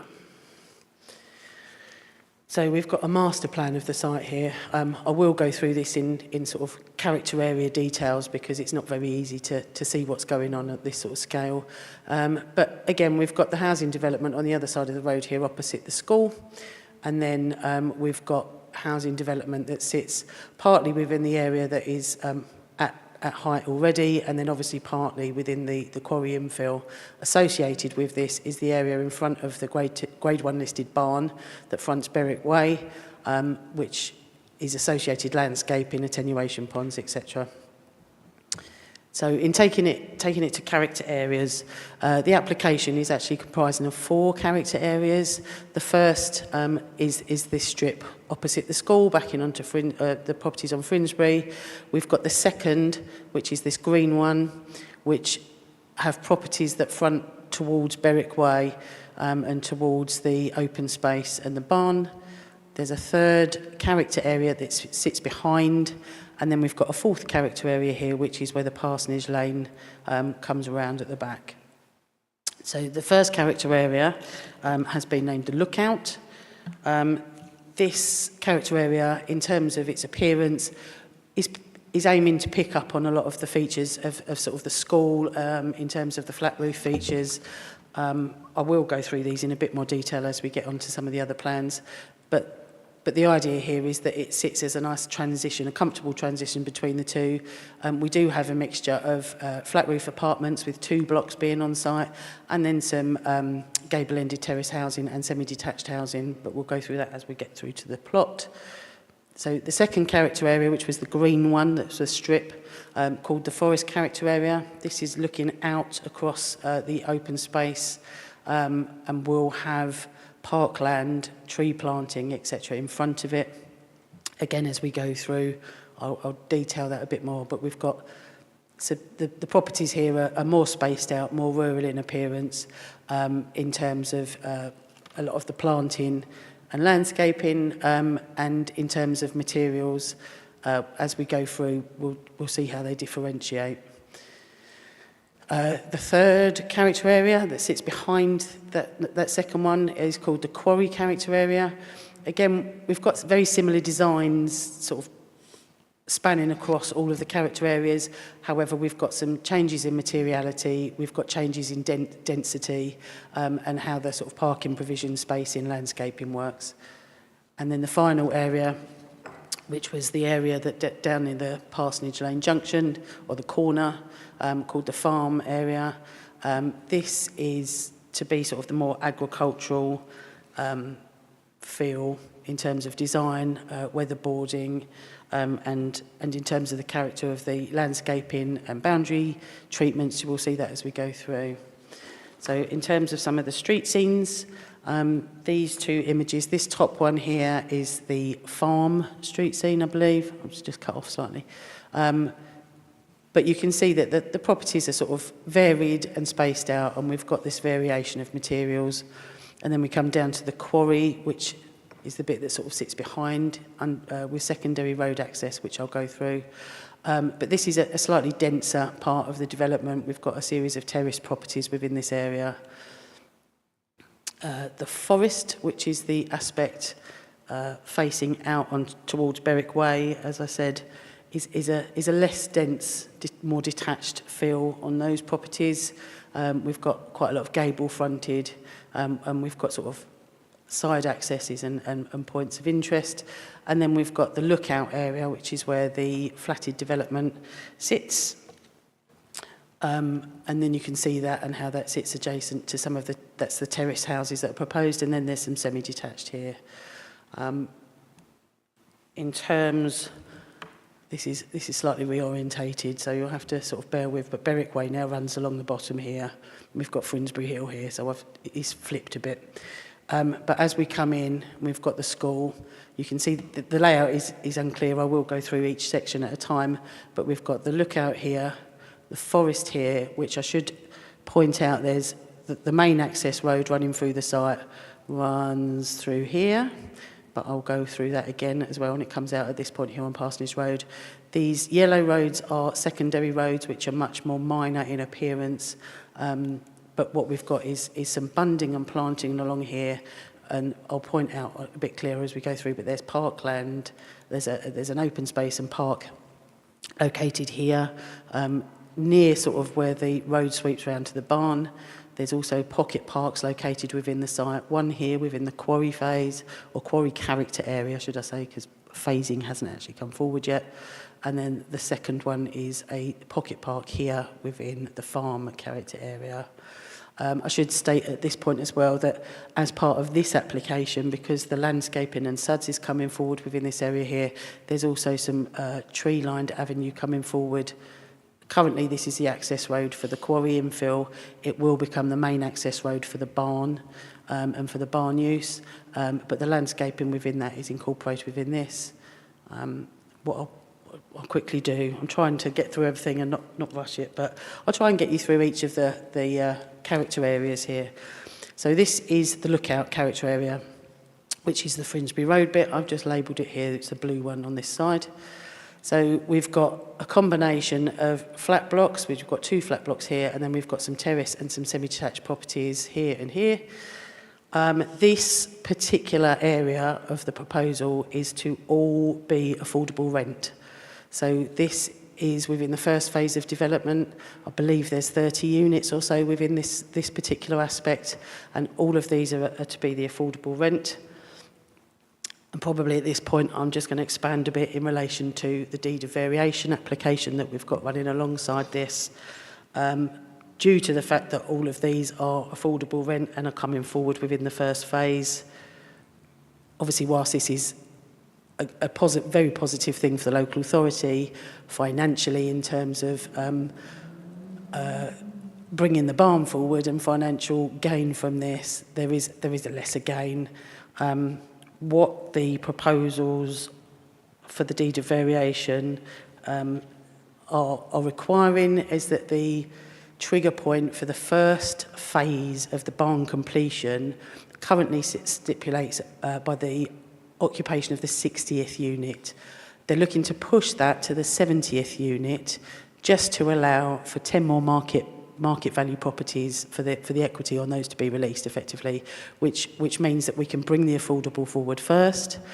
In terms of the implications on that, on timings for the proposal, both the 60th unit and the 70th unit would sit within the same phase of development. They're both within the second phase of development. So in terms of delays, in terms of that first phase of the barn coming forward, that isn't anticipated to have any major implication. And it also doesn't affect the second trigger point within the Section 106 for the barn, which is the occupation of the 130th unit. That remains completely unchanged. So it's just to give them a little bit more financial leeway and to allow for us to get the affordable housing provision at an early stage in the development. So, in terms of the lookout design, what we have here, we're looking at brick walls around the properties to match the building brickwork in these properties. We're looking at incorporating metal railings, again picking up in the stylings of the school and allowing for that sort of transition between the school buildings and these units here. And also the planting in this particular area will be sort of reinforcing the walls and the railings and will look a bit more formal in comparison to some of the other phases. So the forest character area, this is the area that sits facing out towards Berwick Way and sort of the open space. These are where the detached properties sit. The road does run along in front of it, but then on the other side of the road, which I'll show you as we go through, is where the parkland is. These properties here all have their parking provision on site with integrated parking, either in front of the property or integral parking. In terms of the housing design coming forward, there's a lot of soft landscape elements within this forest area. What we're looking is for sort of estate metal railing treatment as opposed to the walls within the other character area. The style of housing is sort of, there is a a familiarity of style throughout all character areas. However, in terms of their setting and their boundary treatments, what we're looking to do is to help to make each area different. But then we go on to the quarry. So this phase is slightly more dense. This is served by the secondary roads that come through. What I will point out here, because it will come forward as through the next few phases, is the secondary road that runs through the quarry here is a no-through road from a highway, from a traffic point of view. It is a through road from a pedestrian point of view, but effectively this aspect of the proposal is a dead end from a car point of view, because on the main road, which I probably should go back here, on the main road as we come through here, there will be a retractable bollard in place. The idea is that this will not be a rat run or a cut through from Parsonage Lane onto Frindsbury. It will be a retractable bollard for refuse and emergency vehicles. I'll stipulate that now, but there are some slides that show that in a bit more detail. So we'll go back to the character area for the quarry. Again, the house designs are sort of similar in terms of stylings from the other character areas, but we are incorporating ragstone walls here, flint and brickwork, and sort of materials that you might associate with quarries. Again, soft landscaping is here to reinforce, is softened with the walls, but distinctive from the previous character areas that we've seen before. The final character area, shown here as the orange one, is the farm. Again, here we have a mixture of some flatted development up here. We've got terrace, semi-detached and detached properties. And probably what I should have shown you in the last one is where the affordable homes sort of come into the latter aspect of the scheme. So the farm, this block of flats here is proposed to be shared ownership along with this terrace here. So all the affordable rent is coming forward within the first phase of development and within the lookout. The shared ownership comes forward within the farm. And if I go back to the quarry quickly, and it's also this terrace here in the quarry. So we have the shared ownership separated out across two other phases of the development. In terms of going back to the sort of character, we can see here that we've got sort of this pocket park here. You can just see the quarry pocket park up here. We've got tree-lined streets as with the rest of the development, but there is quite a variation of house types here. In terms of the character of the farm, the housing design, this is much more agricultural in terms of its appearance. We've got post and rail fencing along here. We've got weatherboarded properties. These, in terms of proximity to the Grade 1 listed barn, this phase sort of relates more closely with it in terms of views of the barn, because you will have views of the barn as you turn into the development across here. So to have those views within this character area ties it in better.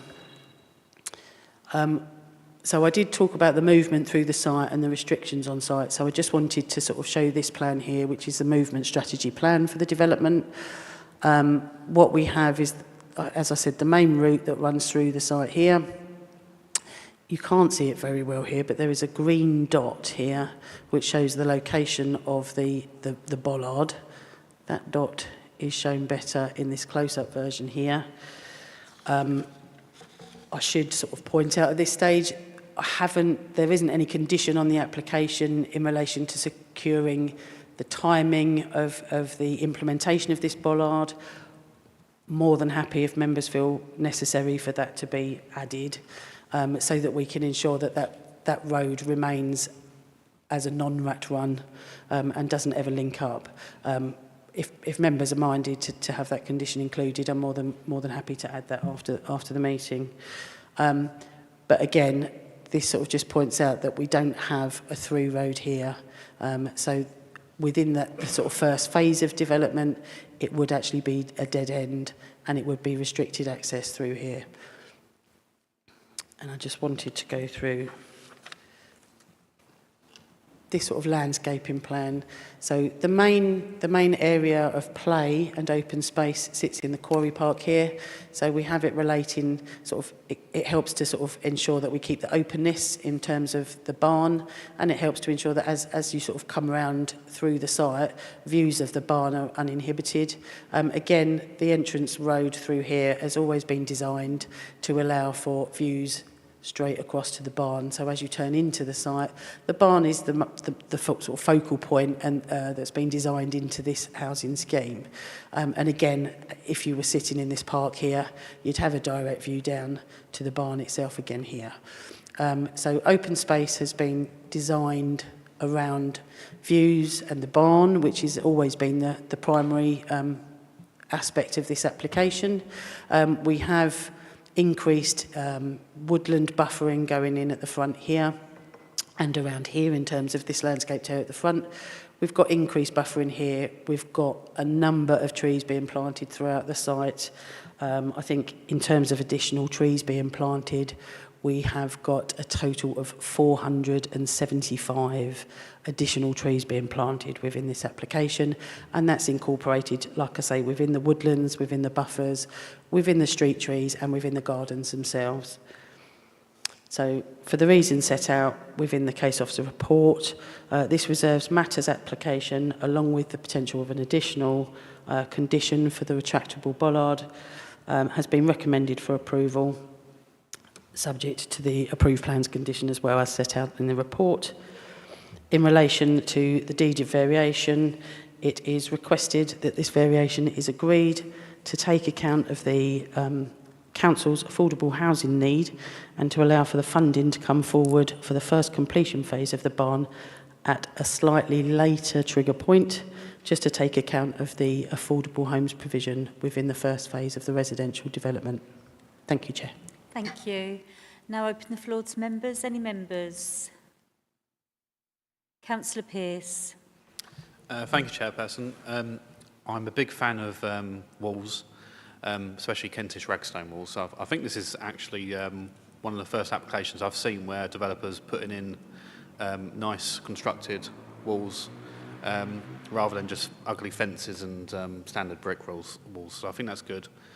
So I think the design is very good. Obviously, the application's already pretty much got approval in principle because of the previous application. So I think this is good and sensitive. Obviously, there's a lot of work that has gone into this as well, and I don't think this will be the last of this site that we hear from this site as well going forward. So yeah, that's great. Thanks very much. Councillor Field. Thank you, Chairperson. As literally 3 houses proposed are in my ward, looking at the current boundary, it's good to see this deed of variation brings forward more affordable homes earlier, but the substantive final build of the barn comes at the same place. I think on those matters, they are elementally sensible and reasonable for this to probably be agreed by this committee. So thank you. Thank you. Any other member? Councillor Gilbourne. Thank you, thank you, Chair. Just a couple of questions, really. One was about obviously the infill with the quarry, just the anticipated time when that will finish, so they can actually start building in that area. But the other question was about the road. You've got the primary road going through with the bollard in the middle, which I support. I assume that's going to be adopted by the council at some point in the future, but the secondary roads, will they still be adopted by the council as well, or will they be in a different arrangement? Thank you. Chair, thank you. If I come back on the adopting road question, and Hannah, can you take the timing of the quarry, Phil? I'll deal with the adoption first. The roads will be required to be made up to an adoptable standard. Whether they're adopted or not will be down to the developer in discussion with the council. There are some developers who build, like Esquire Homes, who build their roads to adoptable standard but don't have them adopted. There there are others who are more than happy for them to be adopted. So that's a future discussion. All I can say is that they will be to adoptable standard. Okay.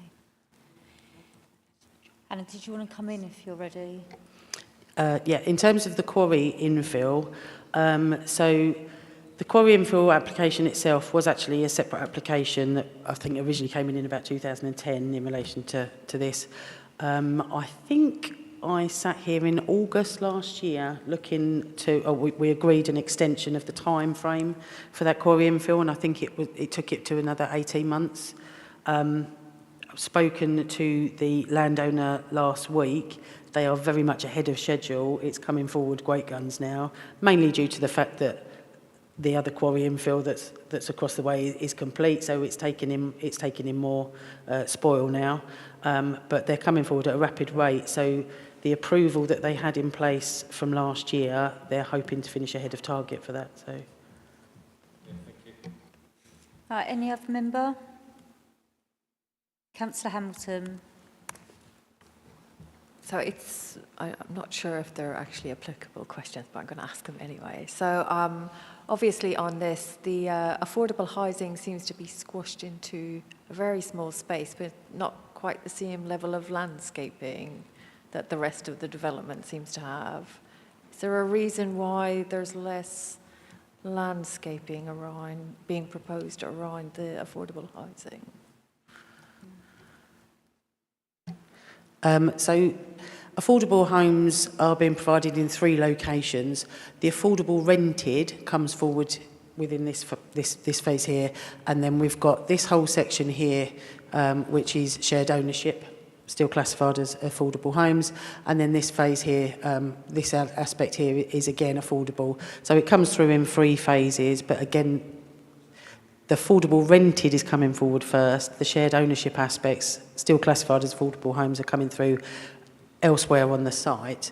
In terms of landscaping, because we've got flatted development, it is slightly different. You are going to see slightly less. I appreciate that we don't have much in terms of tree line planting, tree line streets here. No real reason other than design more than anything. Yeah, and obviously, just emphasise that the house provision within that aspect, they do have rear garden provision as well. Yeah, thank you. Any other member? No? Yeah, I quite like the design of these houses. I think it's a good layout as well. And I do like the fact there's going to be 475 trees because we do need more of them. So, yeah. Okay, so now go over to Councillor Jones for the first vote on this application. Yes, thank you very much, Chair. As you correctly detected, I intend to move in 2 parts. So first of all, dealing with the deed of variation and ask for a vote on that. This relates to land south of Berwick Way, east of Frindsbury Hill, and north and west of Parsonage Lane, known as Manor Farm, Frindsbury. Recommendation is that a deed of variation be agreed to the Section 106 entered into as part of the planning consent MC/21/0302 to modify the Section 106 agreement to vary the following: Schedule 2 Part 7, Schedule 2 Part 13 and Schedule 3 Part 1. I so move. Is that seconded? Seconded. Those for?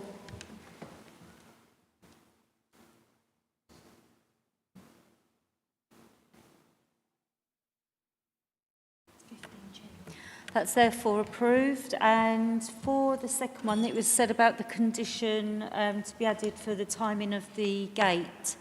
Do members want that added to the application? Is that agreed to put that on? Yep. Please. Okay, so if we add that condition on. So over to you, Councillor Jones, Vice Chairperson. Thank you, Chair. The recommendation is for approval with conditions as set out in the drawings in the report.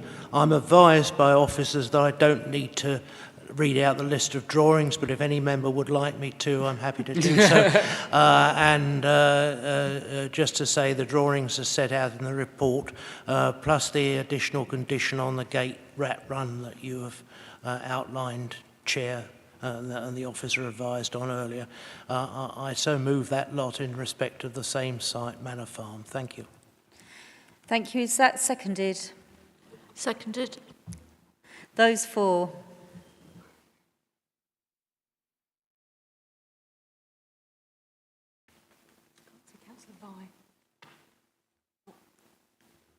That's 14, Chair. Oh, we put it up in the end. 15, yeah. sorry. Thank you. That's therefore approved. So we're now going to move on to... oh, yeah, sorry. We're just going to quickly have a 5-minute break. Cheers.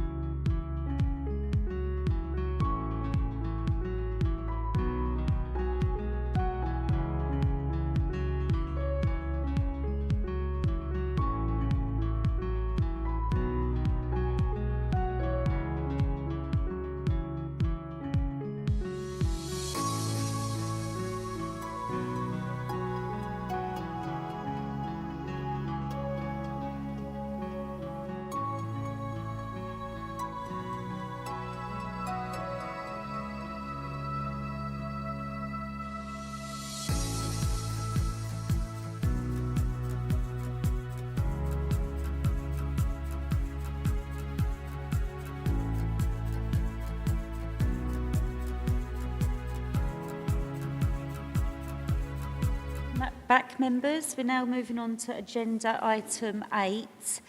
For the next two agenda items, actually 8 and 9, there's going to be one presentation for them both. So moving on to agenda item 8, Sam Pilbeam, Senior Planner, will be presenting this application. So over to you, Sam. Thank you, Chair. As you said, this application, or this case rather, concerns both the listed building application and plan permission at Abdication House. That's grade 2 listed building on Rochester High Street. The decision to present these to members together is due to their interlinked relationship with one another. The proposal itself consists of the change of use of the ground floor into a dentist from a former bank, and the demolition of an existing outrigger extension to the rear, and construction of a 2-storey rear L-shaped extension. The proposal would also result in the loss of an existing lime tree, which is subject to a TPO. Here we see the site location outlined in red. As you can see, it's in the heart of Rochester High Street and the historic Rochester Conservation Area. More broadly, you know Rochester Station to the east and Rochester Cathedral to the west here. And where my cursor is, this is Rochester Cathedral car park. Looking at photos taken from the High Street, the application site sits centrally within the image. Despite being vacant for a significant period of time, it remains in relatively good condition, albeit there are some signs of deterioration within the windows. Looking at the photos from the rear taken within that car park referenced earlier, you have, I draw attention specifically to this rear boundary treatment, which is where the proposed rear extension would effectively abut up to. This is another important photo of the existing lime tree on site, which has been, which as I said, is subject to a TPO, but has also been subject to much deliberation and sort of discussion throughout the course of the application as to the nature of the tree and if it's potentially veteran. The case officer and as well as KTC Ecology effectively, in effect, considered the tree to be veteran due to its significant decay features which meet that veteran classification. Here are some photos taken from in the rear courtyard. The most notable thing is the modern interventions around the windows. You've got the bars, the fire escape and associated infrastructure, all of which are proposed to be removed throughout the course of the applications. And then some additional internal photographs as well. This one is taken from just off the High Street as you're entering the main lobby. And here we have an existing staff room as an example of the internal conditions of the application. Some additional photos from internally. This one on the left-hand side is taken from the first floor and is a previous conference room for when the property was used as a bank. And then on the right-hand side, one of the more dilapidated rooms taken from the second floor. And again, you can see some water damage as well on the roof and on the floor. Another important set of photos showing the historic panelling contained within the application site. This is on the rear of the first floor. Historic England have cited the panelling as being of exceptional historical significance. The panelling is made up or comprised of a mixture of Scots pine and oak wood, with the hardwood itself, or the hardwood work itself, being dating back to circa 17th century and potentially later as well. Now, the exceptional historical value from the panels stems twofold. Firstly, owing to their rarity and their remarkable survival as such, but also due to their age and their exceptional condition given their age. And likewise, as a result of the link of the panels between King James II, who visited the property having advocated the throne, and when he was leaving England to flee to France as such. Here we have the existing elevations, no proposed changes to the front. To the rear, as I say, draw your attention again to these modern interventions. And again, here we have the existing floor plans, effectively outlining the size of the property, which spans a total of 3 floors, with that additional extension to the rear on the ground floor. And now the proposed elevations, so no changes to the front. but we have slight alterations to the fenestration and general improvements to that rear aesthetic of the heritage asset, including the removal of those fire escapes and associated infrastructure. The proposal also consists of two-storey rear extension. The two-storey rear extension, which has been carefully thought out due to its plotting and character, in order to effectively match that ad hoc style of sprawl you see from the properties from the high street back from the rear elevation. You can see here the rear extension has basically been broken up into two blocks through this link here. Likewise, or equally, attention is being paid to the profile, ensuring that it matches with that of the existing property. For instance, you've got this sort of jerkin head roof design here, which helps bridge the transition between the two. And likely, the two alternating gable elevations, which emphasize that negative space above the linking aspect here, and offering some views into the listed building itself. This is the main view that you would really see of the proposed rear extension from within the car park, mostly limited to short distance views, with many of the other views obscured. Here's an image of the render. It's considered that the proposal would deliver a sensitive, modern interpretation of the locality's characteristics without appearing as a pastiche. And then on to the proposed ground floor plans. The property comprises of a dental surgery at the ground floor, as outlined earlier, total of 9 surgeries with additional staff waiting facilities, recovery rooms, and other specialist units as well. Entrance to the dentist would be via the high street through the main entrance here. We saw that site photo earlier. And likewise, access to the flats above would be through this side access here, where there's refuse storage for residents. Access to the flats above the rear of the proposed rear extension would be via that gate abutting the car park and through this lobby here. You'll also note the proposed loss of the existing lime tree, which was located in this location, which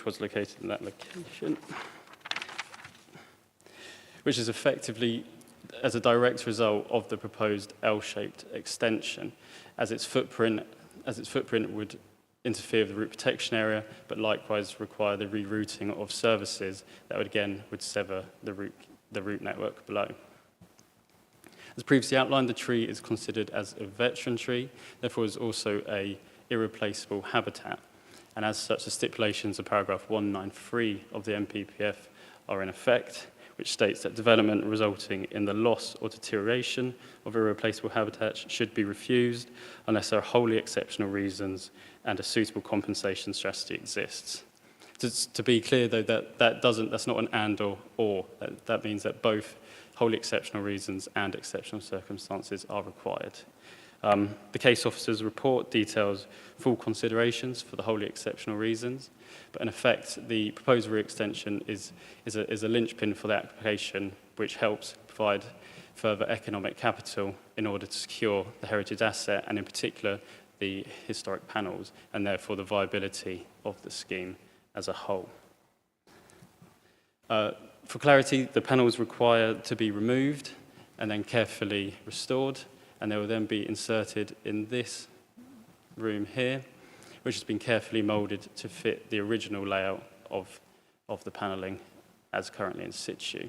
The panelling would thereafter be viewable through public access, and likewise would be in a controlled environment to secure their long-term preservation.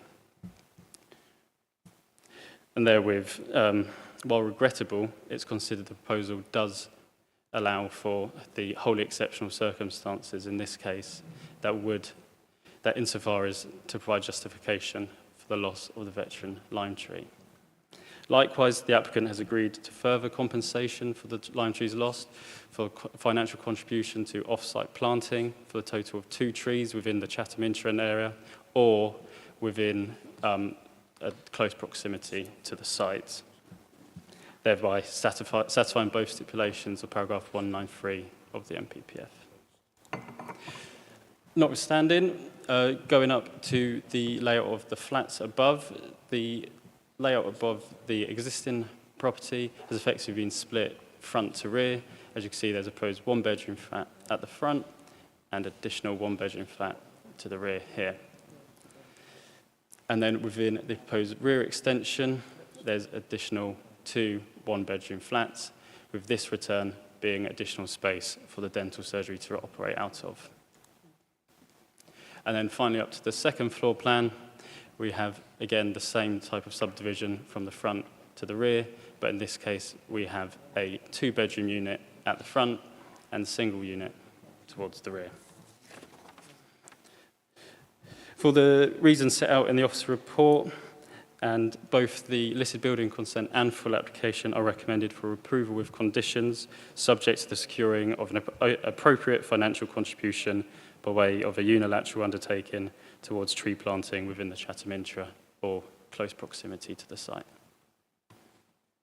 Thank you, Sam. Now over to members. Councillor Pearce. Thank you, Chairperson. Yeah, I've read the report fully on this one. It's a very interesting application, and I understand the balance between preserving the veteran lime tree and also the historic panelling as well. So I understand that balance, and I can see why the recommendation is for approval, and that panelling will be restored and will be put on public display. I think that's really good, exceptional. But with the tree itself and the condition, just a small snag for me. On the recommendations, it says the planting of 2 trees, but it doesn't specify what those trees are, and I would suggest that we put the word native trees in there somehow. And in terms of a location, I think a better location would probably be the Esplanade Gardens in Rochester, to plant ideally two native lime trees there. I think that'd be good, or some other native variety. I think that's the only thing I would change on this. But thank you anyway. Cheers. Thank you. Councillor Hamilton. Thank you, Chair. So I really like this planning application. I think it's a sensitive development fitting with the historic asset. I think it also will potentially enhance footfall on our high street, which is great for economic regeneration. I also would like to make some comments about the trees and the S106, Section 106 proposal. So my feeling is that it should complement the exemplary work that's being done at the cathedral around green spaces. And ideally, I would like to see climate resilient trees being purchased and planted, ideally in the Castle Gardens, rather than the Esplanade, which still has issues around flooding. Thanks. Thank you. Councillor Golvin. Thank you, Chair. Likewise, I find this a very intriguing application on many levels. Firstly, it's getting a historic building back into use, and a use that will enable its historic features to be preserved.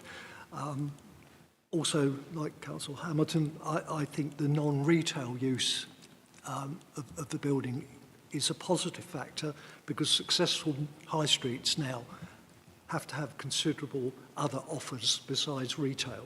So other commercial uses increase footfall and help, the general vitality.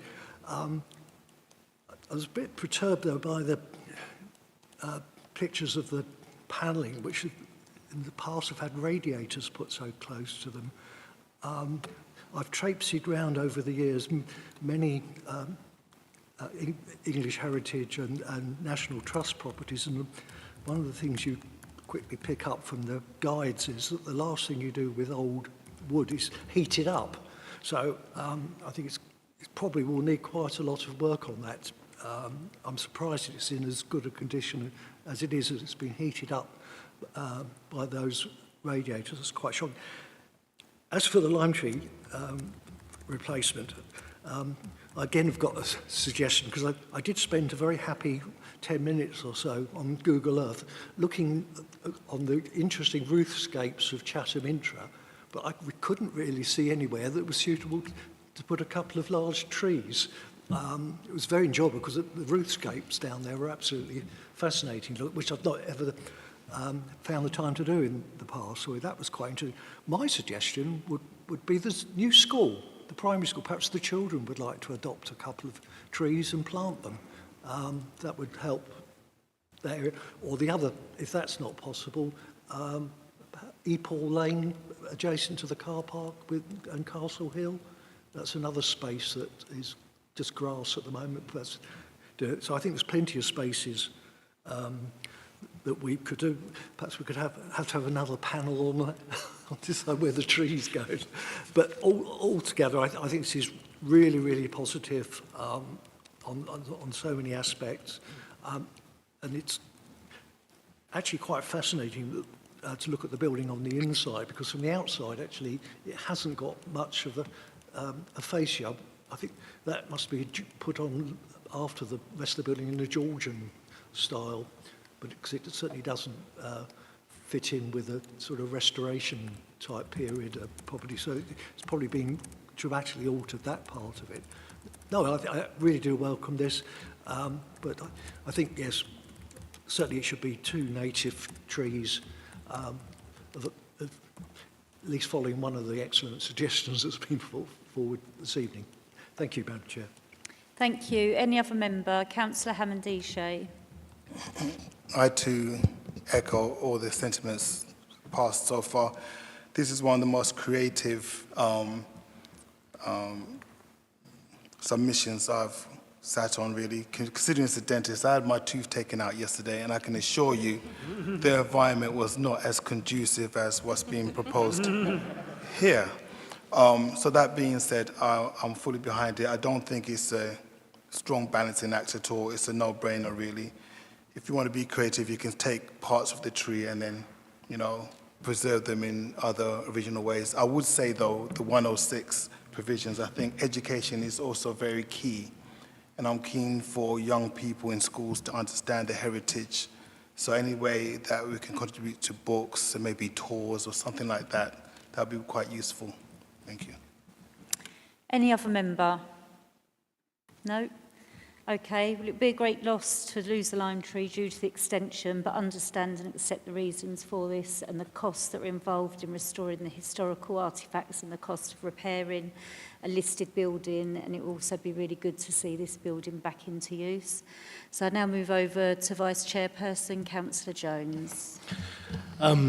Thank you very much, Chair. Vice Chairperson is a total loss what to do about the tree, and what's going through my mind is something along the lines of 2 trees within the intra-area or within the vicinity of the site for officers to investigate and to be consulted with the chair and spokespeople and local members.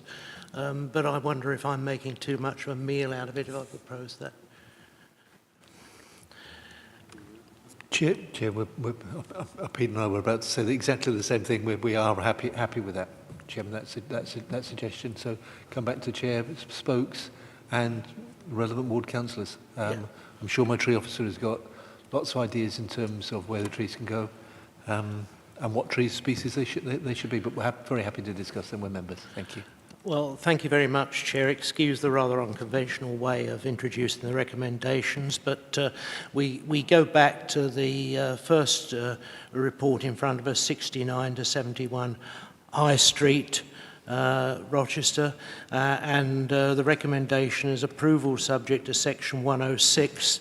The applicant's entering into a Section 106 to secure the following £3,682.42 for the planting of 2 trees within the intra-area or within the vicinity of the site, officers to investigate possible locations and to discuss with the chair, spokespersons, vice chair and ward members, and B, the following conditions 1 to 13 as set out in the report. I so move.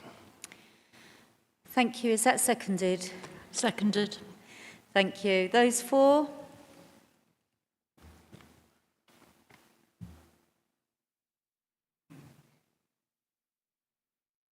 That's 15, Chair. The application is therefore approved.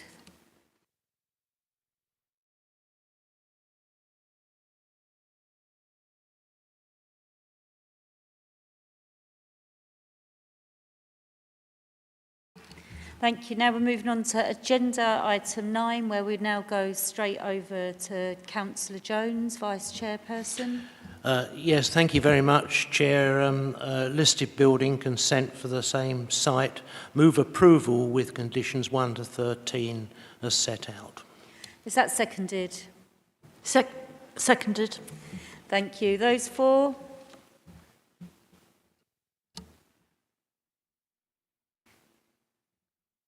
That's 15, Chair. Thank you. The application is therefore approved. Now moving on to agenda item 10, planning application for the land to the east of Eastern Road, which Aaron Nichols, Senior Planner, will be presenting. So over to you, Aaron. Thank you, Chairperson. Good evening, members. Before I go into the details of this application, I must first advise that this application differs from a normal full or outline application in that it is an application for permission in principle only. And as a result, the only consideration is the land use and the amount of development, with all other matters considered at technical consent stage. With that in mind, this application seeks permission in principle for the construction of 5 dwellings. The application site is located within the urban area of Gillingham and is accessed from the junction of Eastern Road and Marble Close here. This slide shows an aerial view of the site outlined in red and the surrounding area.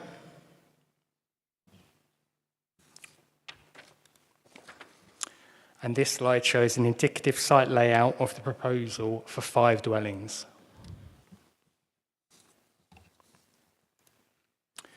This slide shows views along the neighbouring streets, with images 1 and 2 showing views along Eastern Road, with image 2 showing where the proposed access vehicle point would be.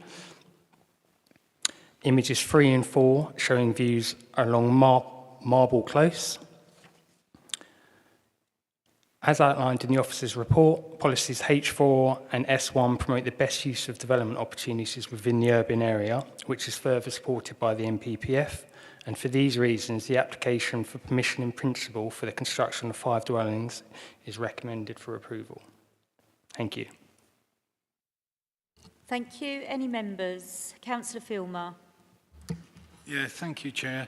I have a problem with this in principle because I perceive this to be that we are, when it comes to committee for detailed planning, we've already made our minds up on it. So I'm not very keen on this in principle. Because I'd rather see a proper application. I mean, looking at this with the 5 dwellings, is it something that I'm more concerned about? We are sort of predetermining what is going to go on there without seeing it. So, from my point of view, I wouldn't support this in principle application. Aaron, did you want to come back on that? Thank you. Whilst I can appreciate your comments, when it comes to applications for in-principle development, we can only look at what's in front of us, and it is for a development of up to 5 units. It may not be 5 units, may end up being 1, 2, 3 or 4.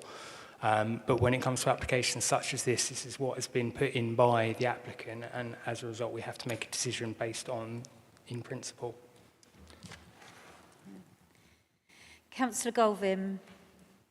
Thank you, Madam Chair. I must admit, like my colleague, I've got a little bit of doubts on this because we are actually itemising it as 5 units. I mean, we've properly looked at drawings. I mean, there might be all sort of utility pipe works and all the rest of it that would not make that layout work.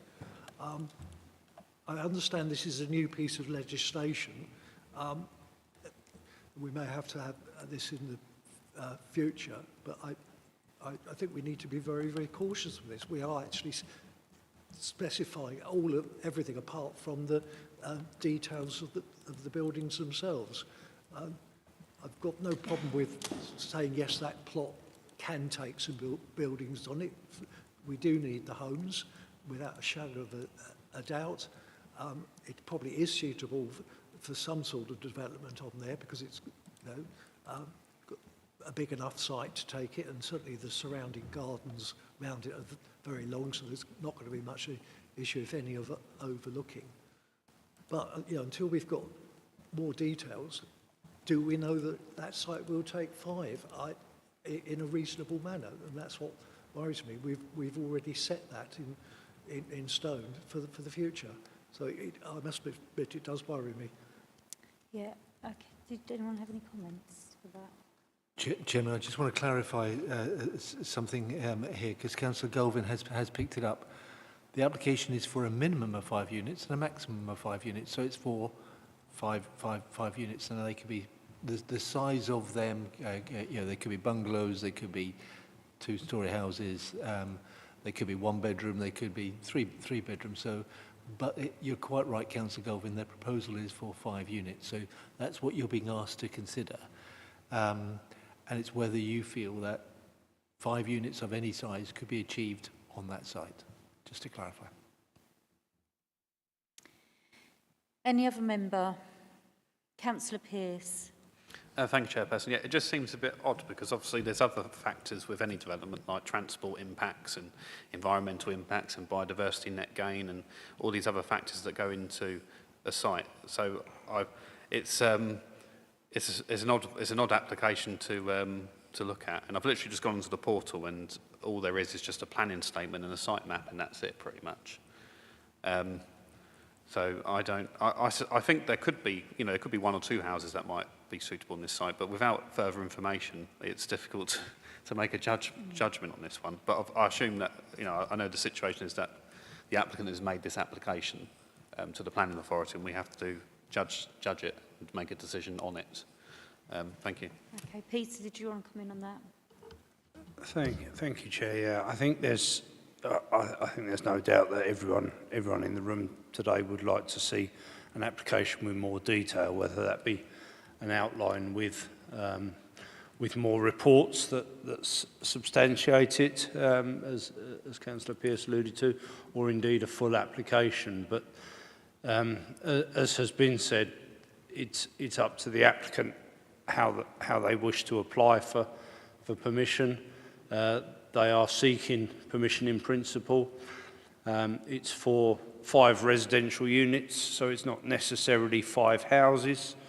It could be flats in 1 block or 2 blocks. All those aspects come down to the technical, what's called the technical details submission. And I would just draw members' attention to the top of page 176 that sets out the site area and the subsequent density of development of the site. And you can see that 5 units on the site represents a density of 20 dwellings per hectare, which, as members will know from the sort of years of assessing applications, is a low density, and therefore, in logical terms, a scheme of 5 units at a density of 20 dwellings per hectare can be achieved on the site, and that's all that we're asked to consider. I think, as Councillor Pearce said, the matters of ecological assessments and any habitat on site, or indeed any protected species on site that would need mitigation, will all come forward as a technical details application, as part of a technical details application, should I say, and may or may not be acceptable at that time. And that's the position that we're in at the moment. Thank you. So could 1 unit be a block of flats? Is that what you were saying? It could be a block with 5 flats in it, so the 5 flats would be the 5 units. So it's not 5 buildings, it's 5 residential units. Yes, it's really difficult for us to decide on whether it's suitable or not, because you could have 5 lots of 5 blocks, 5 blocks of 5 flats. You could have 25 flats on there. No, you'd still only have 5 flats. So, So one yeah, unit is 1 so flat. they'd only be able to have maximum of 5 flats on there. Correct, Right. correct. It's looking too deep into that. Now, and the point of a permission in principle is that it doesn't specify any of that detail. So you could, I mean, looking at the site, you could probably quite comfortably get 5 one-bedroom flats on there.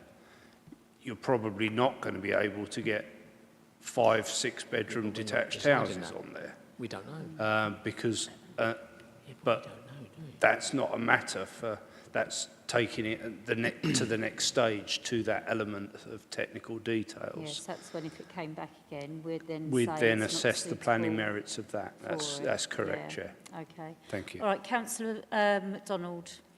Yeah, thanks, Chair. I think you know, it's been a little while since I've been on here, and I bet a lot of members think thank God for that. But I just think the question you just asked, Chair, around the units is confusing, isn't it? Because it could be, it's not necessarily a 1-bedroom, it could be 5 large units.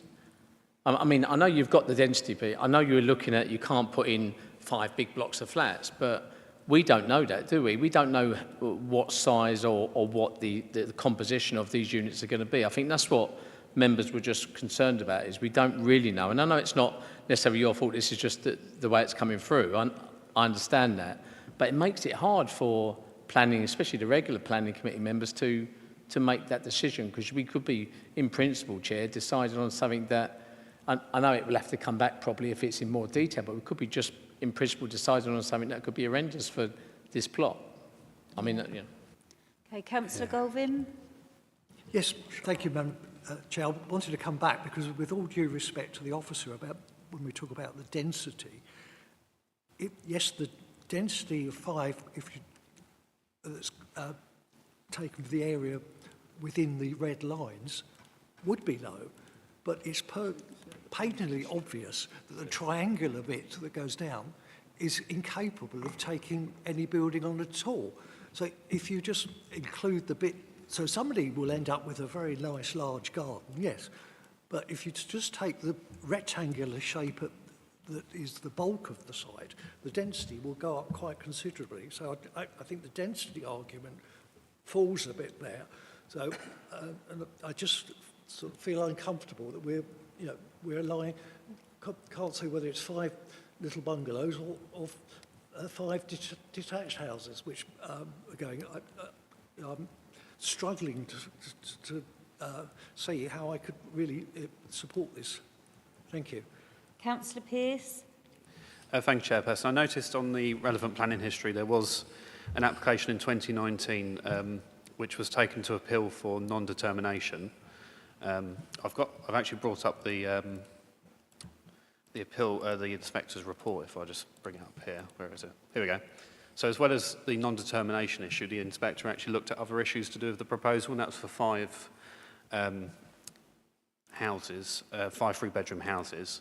But as well as non-determination, they also concluded saying that I found that the proposal would not cause harm to the character and appearance of the local area, but this would not outweigh the harm I've concluded with regard to the access arrangements and highway safety and to ecological interests both on and off the site. There are all matters which contribute to sustainable development as set out under the development plan and the framework. So there has been a bit of a test of the water previously through the appeal. So just from doing some little research that's here right now at this meeting, because I feel that we're going into this a bit blind, I can't support the application just based on that history, because it's probably likely to be, those issues will probably likely come up again, because it's 5 dwellings again, although we don't know how many bedrooms, etc. Thank you. Thank you. Councillor Filmer. Yeah, thanks for letting me come back. If you look up the relevant planning history on this site, it goes back to 89, where they went for 12 one-bedroom flats, and then again in 90, 95, and every time they've been looking for blocks of flats. So, in principle, these could be 5 blocks of masonettes or everything. So I'll still stick with my original, that until we see a detailed planning application, we can't really make our mind up. Councillor Jones. Yeah, I mean, I share the concerns of colleagues across the chamber on this one.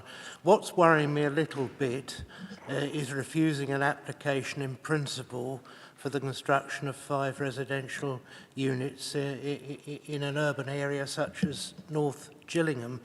I would be more happy if officers could give a commitment that the substantive application, any substantive application, would come back to the committee in the same way as we've dealt with the in-principle issue, would come back to this committee for consideration, and that we would see an ecology report, for instance, which Councillor Pearce has highlighted, which is missing from this report because it's an application for permission in principle. So we would need, as other colleagues have said, to see the full detail and the ecology aspects, particularly as some of the objections appear to be about climate change issues. So I wonder if the way forward is to have an assurance from the Chief Planning Officer that if as I'm sure it will, a more detailed application comes forward, it be discussed by this committee and we can openly see all that information. Thank you. Dave, yeah. Chair, thank you very much. Councillor Jones, if members were to approve the application in principle, you can require the technical details to come back to committee for consideration. And as Pete and Aaron were outlining, those matters that Councillor Pearce quite rightly raised in the previous appeal in terms of the access and ecology will be considered at the technical detailed stage, and we can bring that application to committee. Okay, any other member? No, I'm sort of struggling with this one actually. So what happens if it would to be refused? Chair, it's a real difficult one, and I do completely understand members' difficulties with it. Peter and I were discussing it yesterday. We do not like this type of application. It's something that was brought in a few years ago to try and increase housing delivery. It's something that we as a council, when the then government was consulting on permissions in principle, we said, well, what's the point in them? The existing process of an outline application, reserve matters, surely that's sufficient. You don't need to come up with a permission in principle. We were ignored. And we're therefore in this sort of position where we are now, where members are struggling, understandably, to decide whether or not to approve a permission in principle. Councillor Pearce and Councillor Filmer and Councillor Goldwyn have all referred to the planning history. I think I was involved in all of those applications. And you can see that there's a consistent refusal there because of a variety of concerns, but particularly in relation to access, ecology and so on. Chair, the difficulty I have, and we have, is that this is just principle, and although we're showing there a plan, which I think is completely unacceptable and harmful to the area, as Pete said, the details as to how those 5 units could be brought together. It could be one block of 5 flats, as you've said. So if members are minded to refuse, you're effectively saying that in principle you do not think that 5 units could be achieved on this site in any way, shape or form, is effectively what you're saying. Okay, so is there any other member? Councillor Nang. Thank you, Madam Chair. I would like to know, so should we reject it in principle? What follows? What will be the consequences if we should reject it in principle? Yes, thanks, Pete. You're quite right. 2 consequences. Either the applicants have to rethink and come in with a different form of application. It could be an in principle for 4 maybe, or it could be a formal outline application, or as Pete just said, they could appeal against the refusal. It's probably going to be that. Thank you. Yeah, Councillor Galvin. Sorry to keep coming back, but would there be any merit in deferring this to have further discussions with the developer and give them the opportunity to perhaps give some more detail, which might satisfy people that on the committee that this is possible to do. That way, at least, it gives them the opportunity to give more information.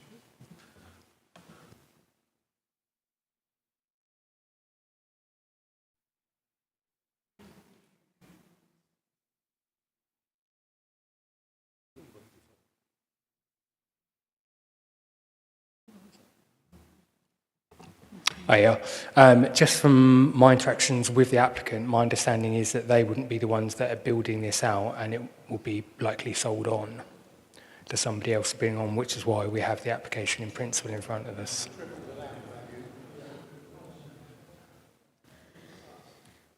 All right, any other member? No. Yeah, well, I'm really struggling with this. It sort of reminds me of the Avenue Tennis scenario where it's backland grabbing, bad access, in my opinion, and that was overcrowded when that application first came through, not knowing what buildings they are. It could be detached houses that they want to cram in there. You're saying that it won't fit, but they can, I don't know, it's difficult. I'll hand over to Vice Chairperson, Councillor Jones. Oh, thank you very much for that, Chair. I'll propose what's here. Land to the east of Eastern Road, Gillingham. Recommendation. The location, land use, residential and the amount of development, 5 dwellings, are considered acceptable, and it is considered that permission in principle is acceptable in compliance with policies BNE4 and S1 of the Medway Local Plan 2003 and paragraphs 61, 193 and 194 of the NPPF. Technical details of the subsequent application to be brought back to this committee for consideration. I so move.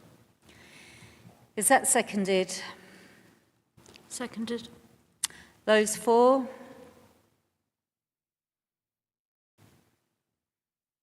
That's 2, Chair. Those against?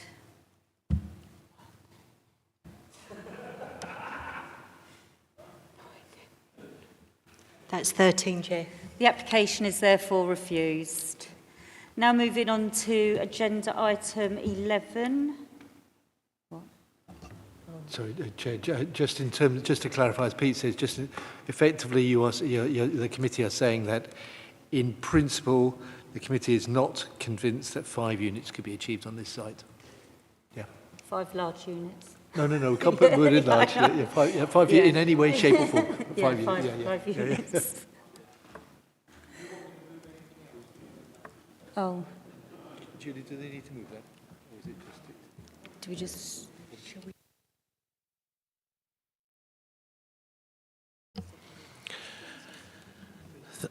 Thank you, Chair. Land to the east of Eastern Road, Gillingham. Recommendation that in principle the building of 5 units on this site is not acceptable to the committee. I so move. Is that seconded? Yes. Thank you. Those for? For refusal, sorry, those for refusal.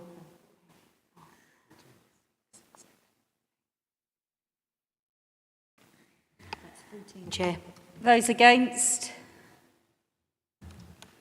That's 1, Chair. Yes, the application is therefore refused.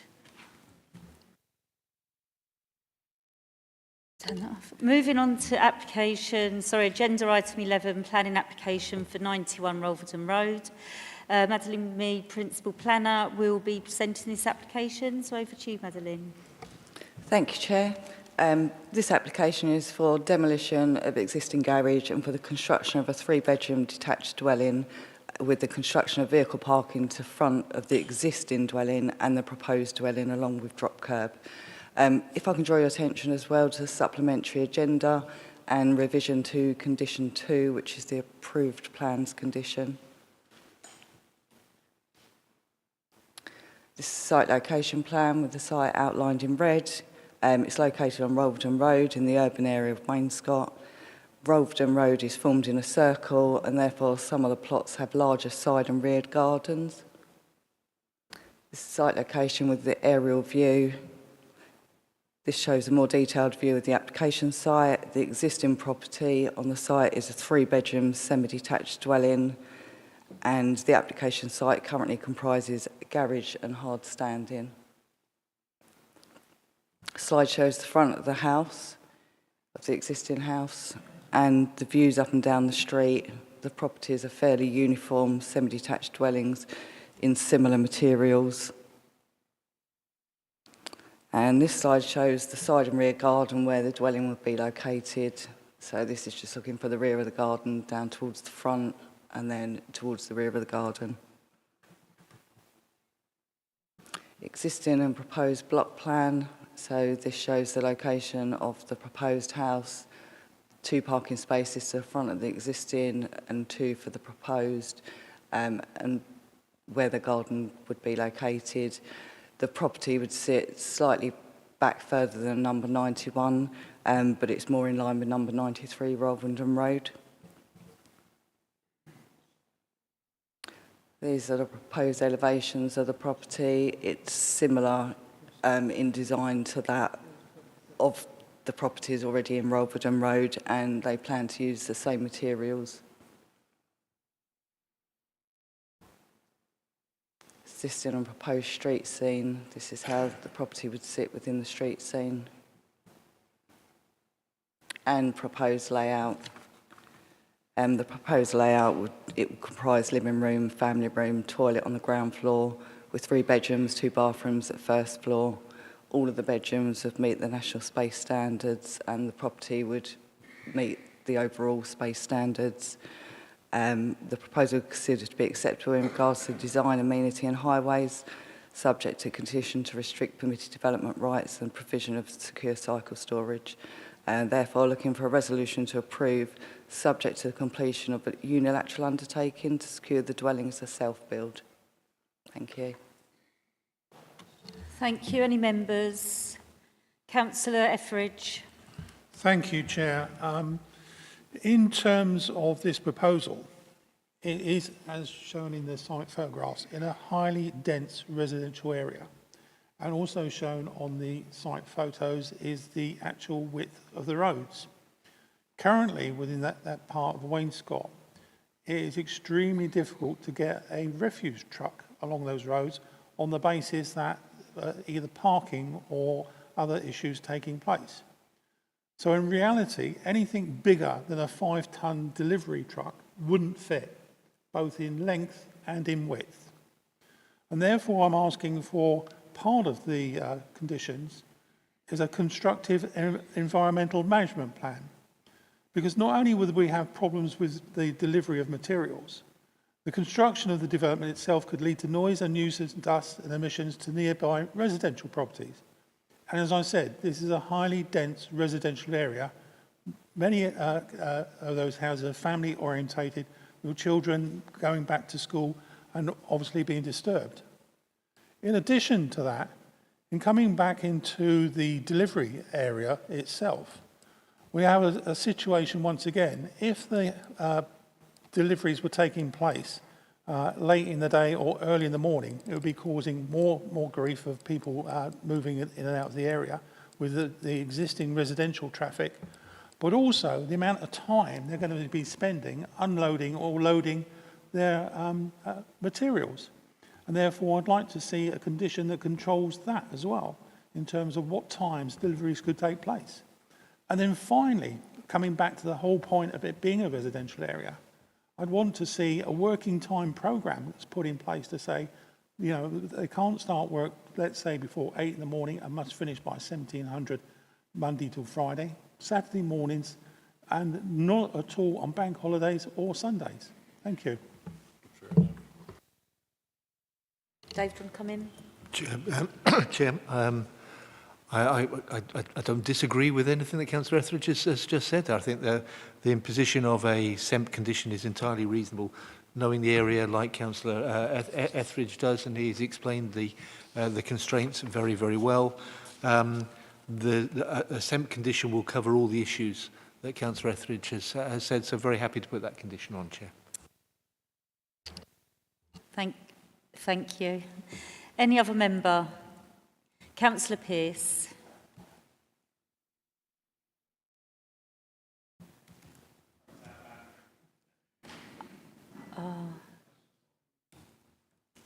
Mine's flashing.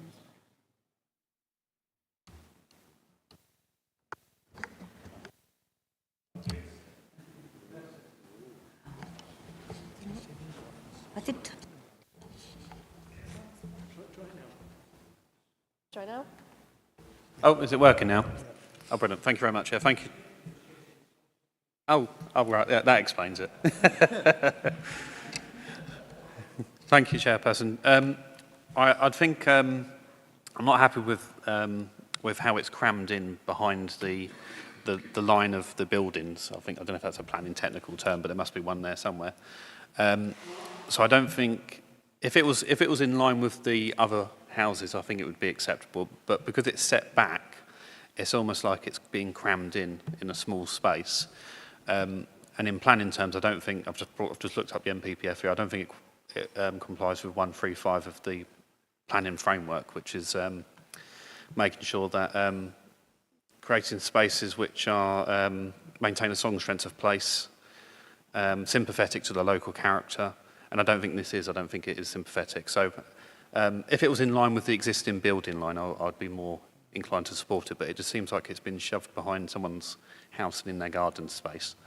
So that's my reasons for not supporting it. Thank you. Dave, do you want to come in?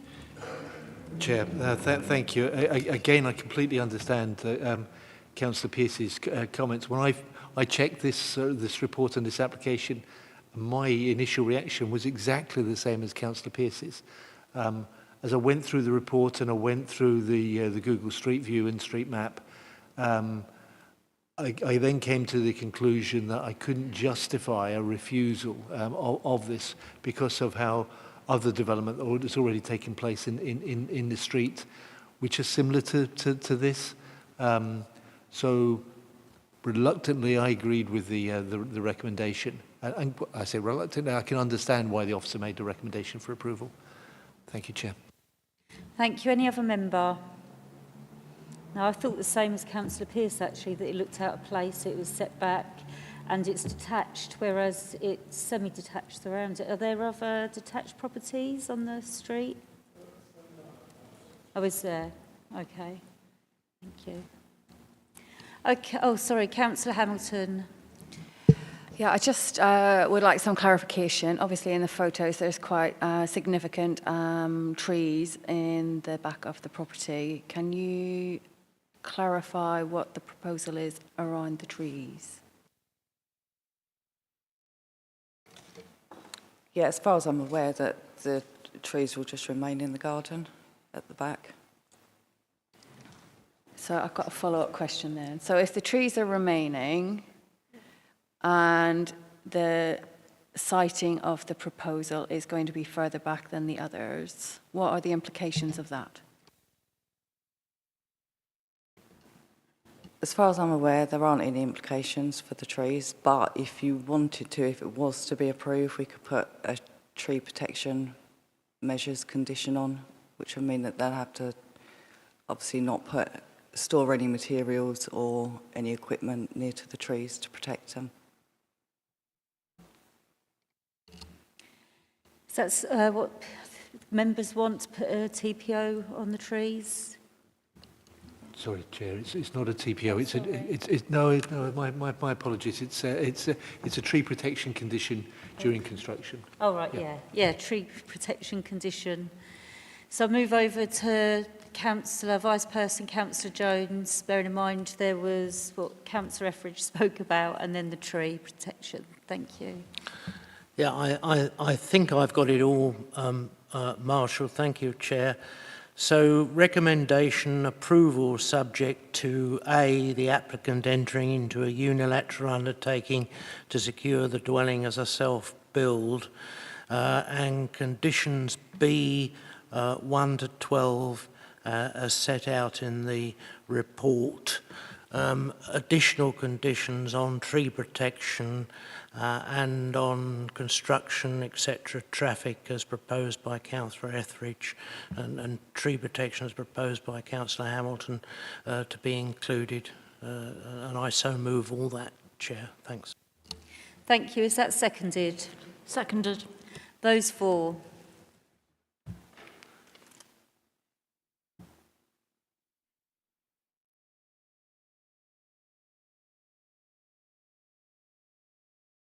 That's 12, Chair. Those against? That's 3, Chair. The application is therefore approved.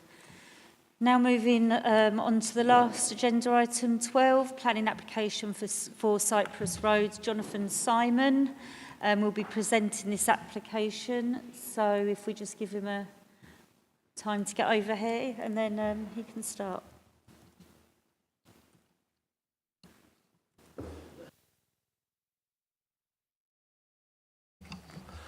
Thank you, Chair, and good evening, members. So this is an application for the construction of a single-storey rear extension and rear dormer to facilitate a loft conversion to form habitable rooms. Here you can see the site outlined in red, which is located in Wainscott, and you can see how the site relates to the surrounding properties, where you can see there's sort of rear-to-rear overlooking and then rear-to-sides as well. These are the site photographs. The left side is the front of the property and the right photo is the rear. These are the existing elevations. These are the proposed. Sorry, the rear extension is approximately 3.2 metres in projection and is approximately 2.5 metres high. The dormer would have a volume of approximately 25.9 cubic metres, and a dormer of this size could likely be constructed under permitted development without the need for a planning application. There are no amenity concerns, as the proposals would not introduce any form of overlooking that aren't already present. These are the existing floor plans, and these are the proposed. This application would normally be determined under delegated powers, but has been referred to the committee because the applicant is a council employee with involvement in the planning process, and the application is recommended for approval as set out. Thank you. Thank you. Any members? Councillor Golvin. I don't see as much of a problem here. This is a pretty standard form of extension that we've had up and down the whole borough. There's just one minor point I'd like to mention. If referred back to the last application we had, the condition 4 was to make sure that there was no drainage. I don't know whether we could actually do it on this one, but I think it's quite intriguing. I did notice while I was looking at a few days ago on Google, the Google street scene, that this paved garden has no drainage on it and it all goes out into the road. So perhaps whoever's connected with the planning department might like to just take that on board. It would be a nice thing, you know, we put it on to somebody else, albeit it's a new application, but to have the rainwater going directly into the road does cause problems. And certainly in my ward, in Dargett's Wood, which is probably one of the high spots in Medway, would you believe we've got streets that regularly flood in a downpour because so many people have paved over the front garden. Just a minor point, I don't suppose we could do with this, it's just a little nudge perhaps for the, whoever that person is.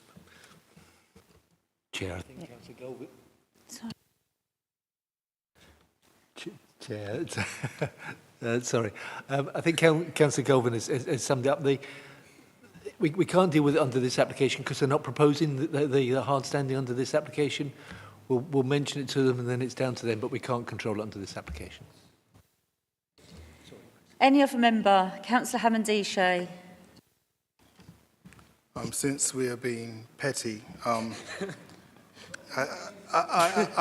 think on its merit, I do understand what's happening, but to avoid any predetermination, can we put in a statute that no pets are allowed in the photos?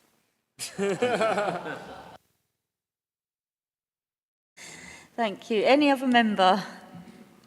No, so now move over to Vice Chairperson, Councillor Jones. Thank you, Chair. Just before I move this one, Councillor Galvin's intervention has given me the perfect opportunity to say that I forgot to say that condition 2 on the last application was amended by the supplementary agenda. I held it in my head for the entire meeting and it was knocked out by the tree. So let's move to 4 Cypress Road, Wainscott, Rochester. And the recommendation is approval with conditions 1 to 3 as set out in the report. I so move. Thank you. Is that seconded? Seconded. Those for?